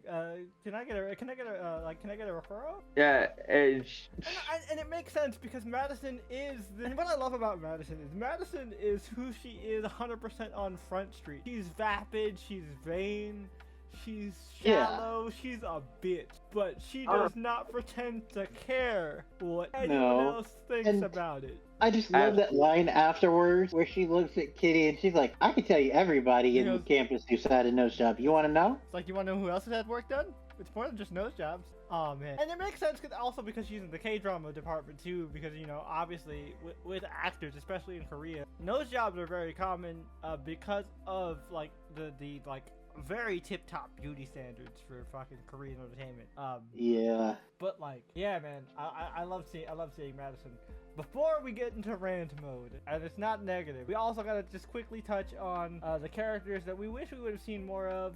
Both Professor Lee and Alex. Mm-hmm. Yeah. I wish we had gotten. I'm glad Professor Lee got a music moment, so that kind of tied up his like whole thing from season 1. Yeah. That was dope. And Alex at least got to be like his dad's assistant and also be a friend to his sister. I love that he got Big Brother moments. I wish that he got more. And I think now that Yuri's broke, he'll get more. So I hope there's another season so we can get more of that. And you don't want to talk about missing character? Yuri's mom. Mm-hmm. Yeah, Yuri's mom was AWOL period the entire season. The whole time. She's not appearing in this film. Yep. Return. Yuri's mom will return in Exo Kitty season. I wish. We don't know yet. Look, I'm crossing my fingers and praying. No, I really want it. I was just saying, I wish we had that confirmation. Yeah. Not everybody can be Marvel. But yeah, okay. You have to admit, that was really funny though. I'm glad that one landed. And also, before we talk about it though, one returning character that we did not see coming, Margot. Yeah. So this is more a big thing for me and Brian because we watched the To All the Boys movies and are Pretty Little Liars fans. And I'm sure people in the audience, if you watch the To All the Boys movies and are Pretty Little Liars fans, you got a kick out of this too. But it was nice seeing Margot. Other reason we need a season 3 is so we can complete the set and see LJ. What has LJ been up to? Where you at, Laura Jean? Well, apparently there is a sisters group. Yep. And so we got to see Laura Jean texting. Yeah, but we just did not get to see Laura Jean, which I love the actress, Lana Condor. She's fucking fantastic. Yeah. Yep. But Janelle Monáe. Oh, Janelle Monáe's the singer. You're thinking Janelle Parrish. I realized it the minute that I said it. Janelle Parrish, my bad. Neurospicy brain gets names mixed up sometimes. But yeah, Janelle Parrish. Neurospicy brain be doing funny shit. No, so keep that. Don't save him, future Tony. Keep that one in. Nah, that's funny. I'm glad you're keeping it. But yeah, Janelle Parrish. It was nice to see her back again. Oh yeah. That was just fun. Again, I just want LJ to show up. I need Laura Jean. I'm still very upset the Deadly Class never got a season 2. Oh yeah, indeed. It was such a good show, and she was really good as Saya, but not as good as the girl who played Maria. The girl who played Maria was like spot on. Indeed. But and I wish she would have gotten time at Jubilee. Yeah, she was a great casting for Jubilee in the Dark Phoenix movies. Too bad those never went anywhere. Yeah. And there was. It sucks that like. It sucks that like by the time the X-Men come around, she'd be too old to play Jubilee again. Yeah, but and we are going to talk about a couple new characters, but we're going to wait until after the show. Yep. Okay, so all right.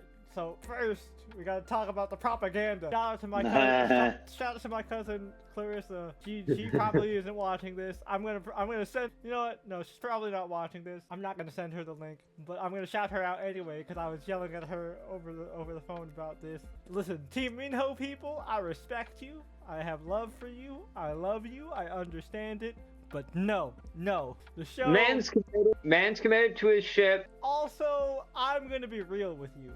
The other reason, besides my staunch dedication to Kitty X Yuri, is because this show is pushing the Minho ship so hard.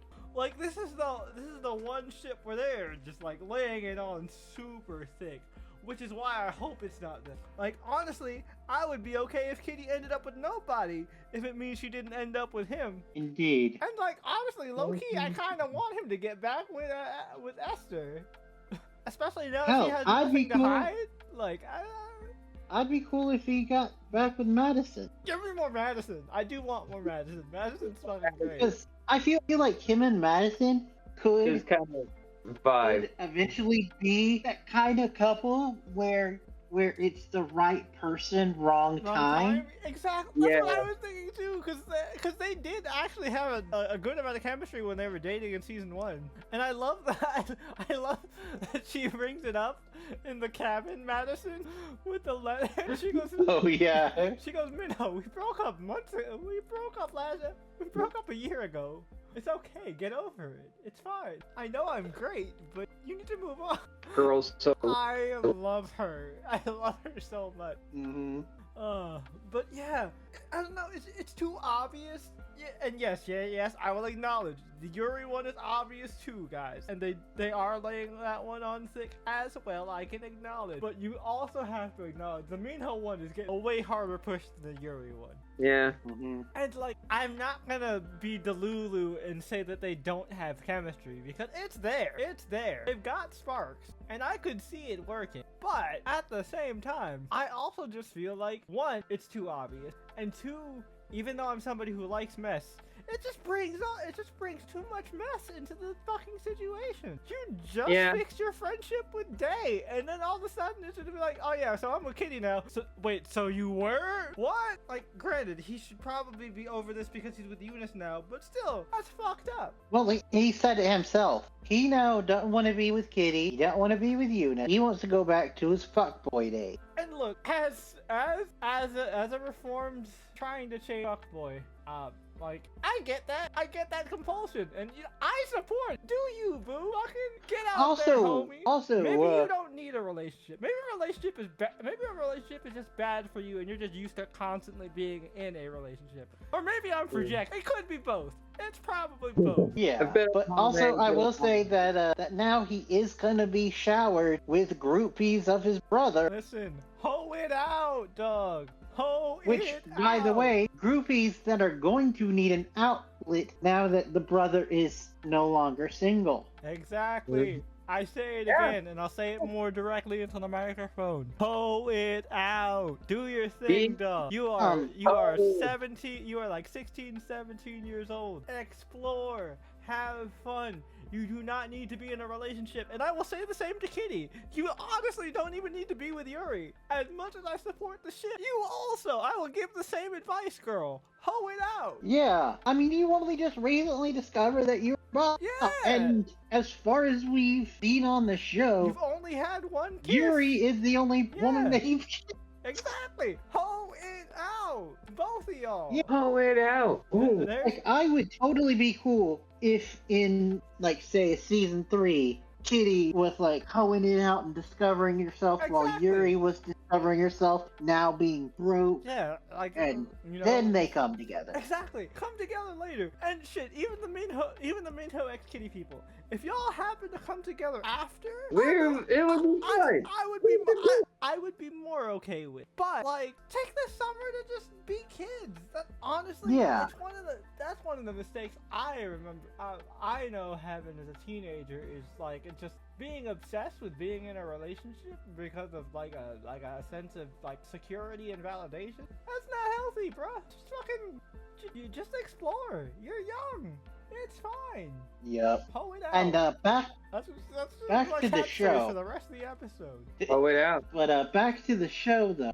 I tell you, it's gonna be interesting because during season 1 and 2, we didn't see the gap of Kitty being home. So between seasons 2 and 3, are they just gonna jump ahead to them starting the school again? Yeah, that is interesting.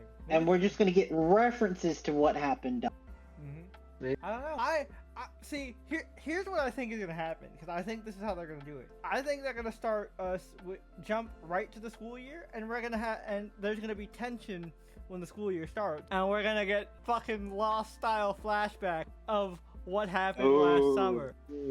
I think that's a good framing device, and that's probably what's gonna happen. Also, what is Q no longer going to be in the show? I don't know. They didn't. He mentioned that he's gonna go to UCLA summer program for like athletic stuff, but I don't. But they still have 1 more year, so I think it's just a summer training thing for like scouting, and then maybe he'll get a scholarship, and so next year when they graduate, he'll go to UCLA. Yeah. Okay. All right, that makes sense. Cause Yeah, the finality part to it was because he was afraid that like this would mess with his relationship with Jin because he thought Jin would be jealous and it would mess with his athletics thing, but then he found out Jin didn't really give a fuck about athletics. Yeah. Which I say that because I could totally see in my head Q going up, Kitty being like, "So what exactly happened to her?" I don't want to talk about it. Yep. I definitely see Minho and Kitty are probably gonna hook up over the summer. I totally see that being a thing.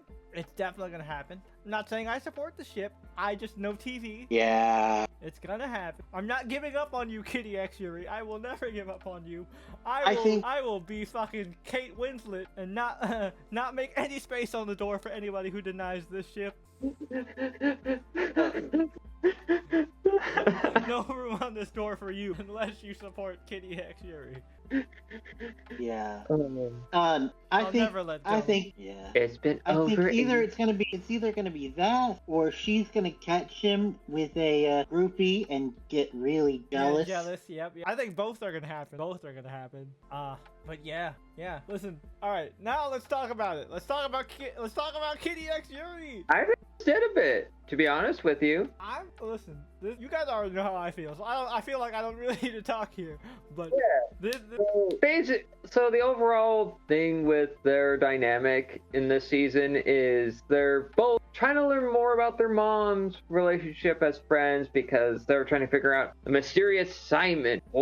Yep. Who is this Simon individual? And also the other thing, the other reason why I like strongly support like Kitty and Yuri, not that Minho and Kitty don't have a strong friendship, because they do. Obviously they stood up for each other and looked out for each other in this whole competition thing. But Kitty and Yuri have such a strong friendship. Yeah.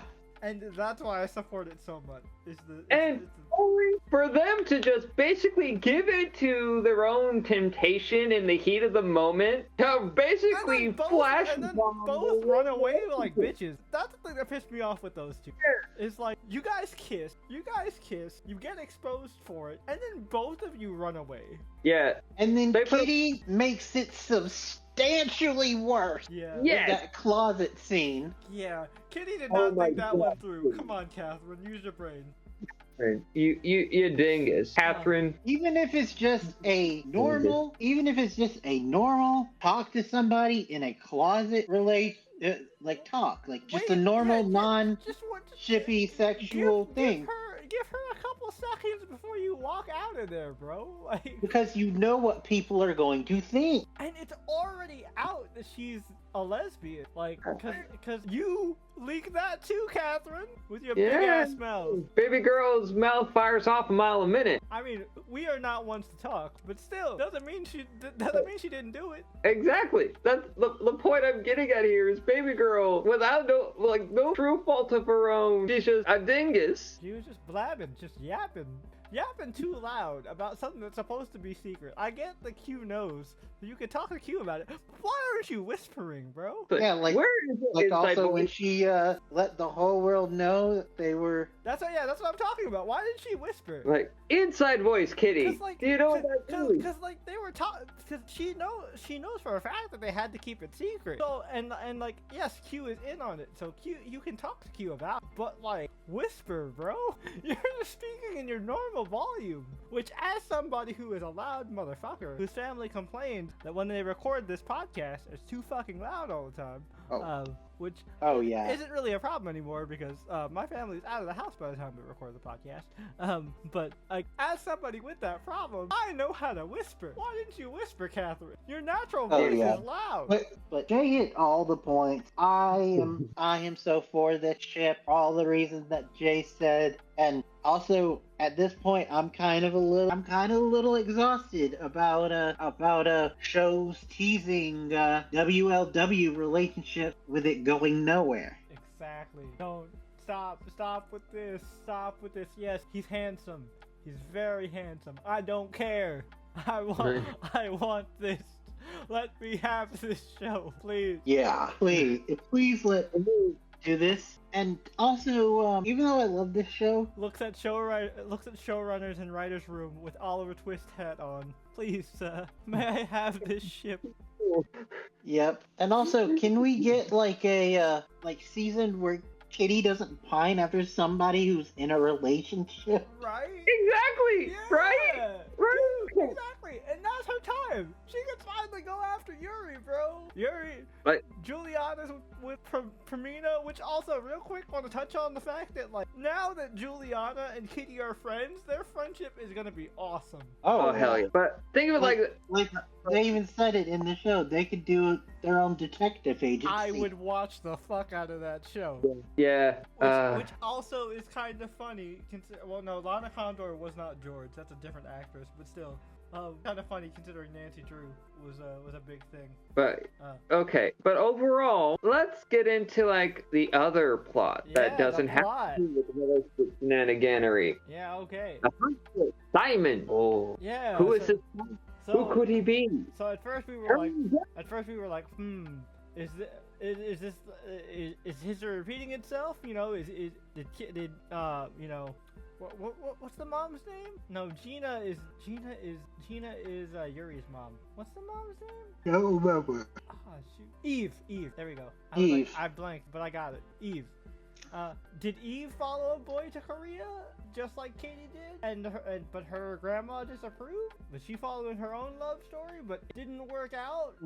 And then Eve ended up falling in love with her dad? Was there a whole thing where Eve and her sister had this weird triangle? Yeah. Or Eve and Bestie pine after the same motherfucker? Yeah, and is that why they weren't close as adults? Because like Kitty had never heard of Gina prior to her getting to Korea. Mm-hmm. Yeah, and then plot twist. Yeah, it was cue soap opera organ music. Secret family member. Simon is her cousin. Secret cousin. And luckily, we don't get any confirmation that they didn't, but we can assume that they did not accidentally kiss each other.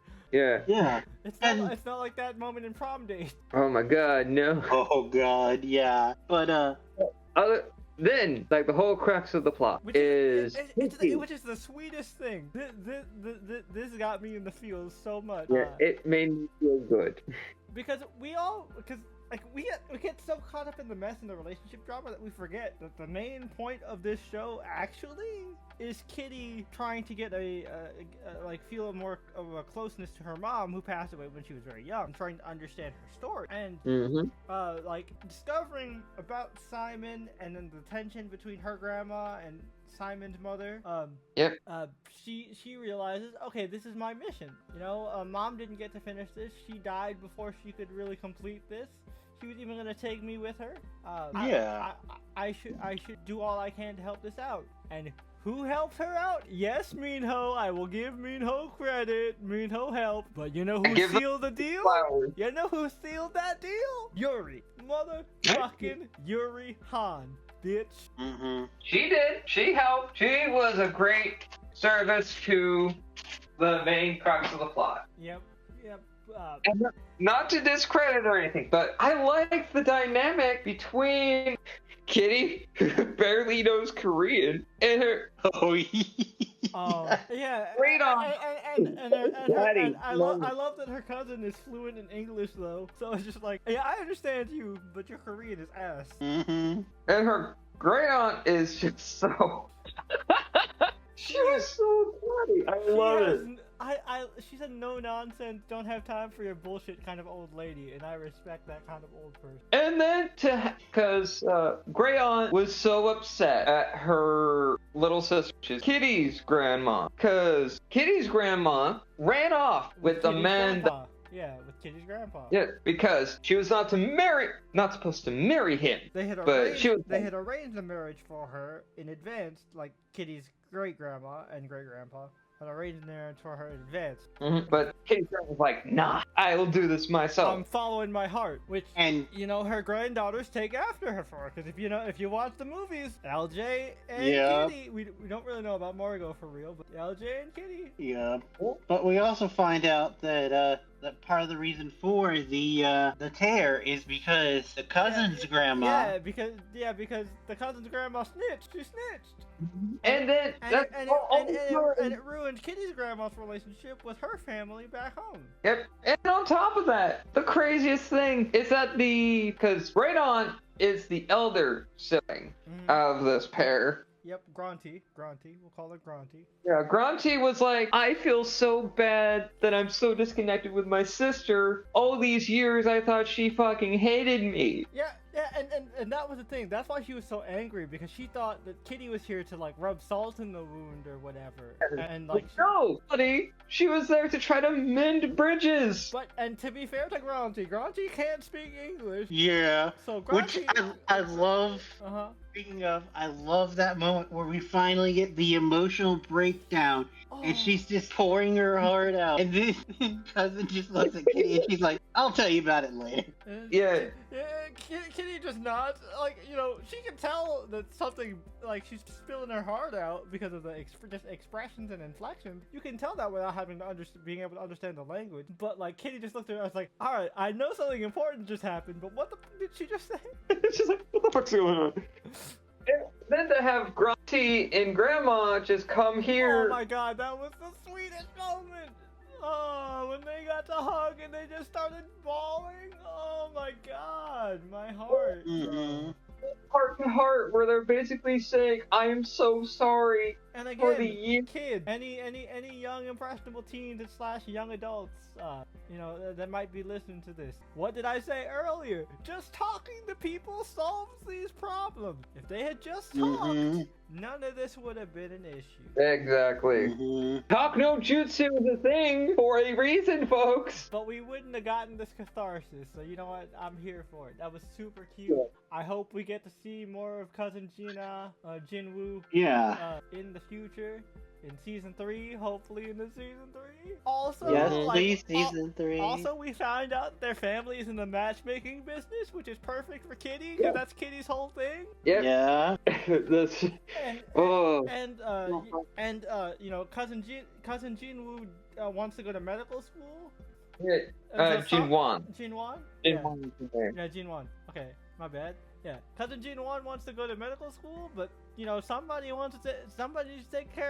take over the family business. Kitty, You have an aptitude for it. Sometimes you kind of suck at it, but she sucks at it for herself, which is she's good at it with other people. She sucks at it for herself, which is the thing for anybody who's a good matchmaker. I am a good matchmaker. I cannot match myself to save my life because I have terrible decision-making skills when it comes to women. Yeah, fair enough. Which apparently you have in common with Kitty. Yeah, 100%. That's why I'm so frustrated with it, Catherine. I've made those mistakes before. Don't do it, Catherine. Stop it. Yeah. I wish I knew your middle name so I could, like, extend this bit a little more, but I only know, like, Catherine Song Kitty, Catherine Song Covey. You just said it. Her middle name is Song. No, Song is her mom's maiden name because her mom hyphenated. Oh, right. Unless they did what my family did, and her mom's maiden name is her middle name. Because that is a thing Asian families do sometimes. It could be that. I don't know. We'll go with that for now because that does have a nice flow to it. Catherine Song Covey. Get some help. Or better yet, just do what I said earlier. Hoe it out. Yeah, according to the To All the Boys I've Loved Wikia, her full name is just Catherine Song Covey. Let's go. Okay, Catherine Song Covey it is. Alright, now we have something to yell at her when we're frustrated. Yeah. Alright. Well, with that out of the way, I feel like we got all our rant energy and our ship passions and all that out. So, final thoughts and ratings. I will go last. We'll start with Brian. Yeah, Brian. This one's hard. Pause. This is a tough decision. There we go. Correct phrase. Because I love the Met and I love the show overall, but it's harder to judge amongst like the other shows that we watch. If it helps, if you know what I mean. I'm grading it on a rom-com curve. Yeah, always have to go on curve. Then in that case, I will go with my gut, and on a rom-com, I think give it an 8.5. All right, Tony. I'd say 9. Yeah, 9. I had fun this season. Oh, we're breaking. Well, with that, me and Tony are in agreement, but we are breaking the streak of unanimous votes. It's a 9 for me, dog. On the rom-com curve, it's a 9 for me. I was so invested. I was so animated. Watching it together with the guys added an extra blast of fun with it as well. Like nothing was so frustrating to the point where I was pissed, like overly pissed, like with stuff like One Day and like that. It's hit all the right spots when it comes to a fun, silly teen rom-com. Yeah. Again, like if I was grading this as a regular show, just period, without the rom-com glasses on, it'd be an 8. Yeah. But within the rom-com category, 9. That's why I feel okay with splitting the difference. No, I'm not trying to change your mind, Brian. I'm just giving my justification.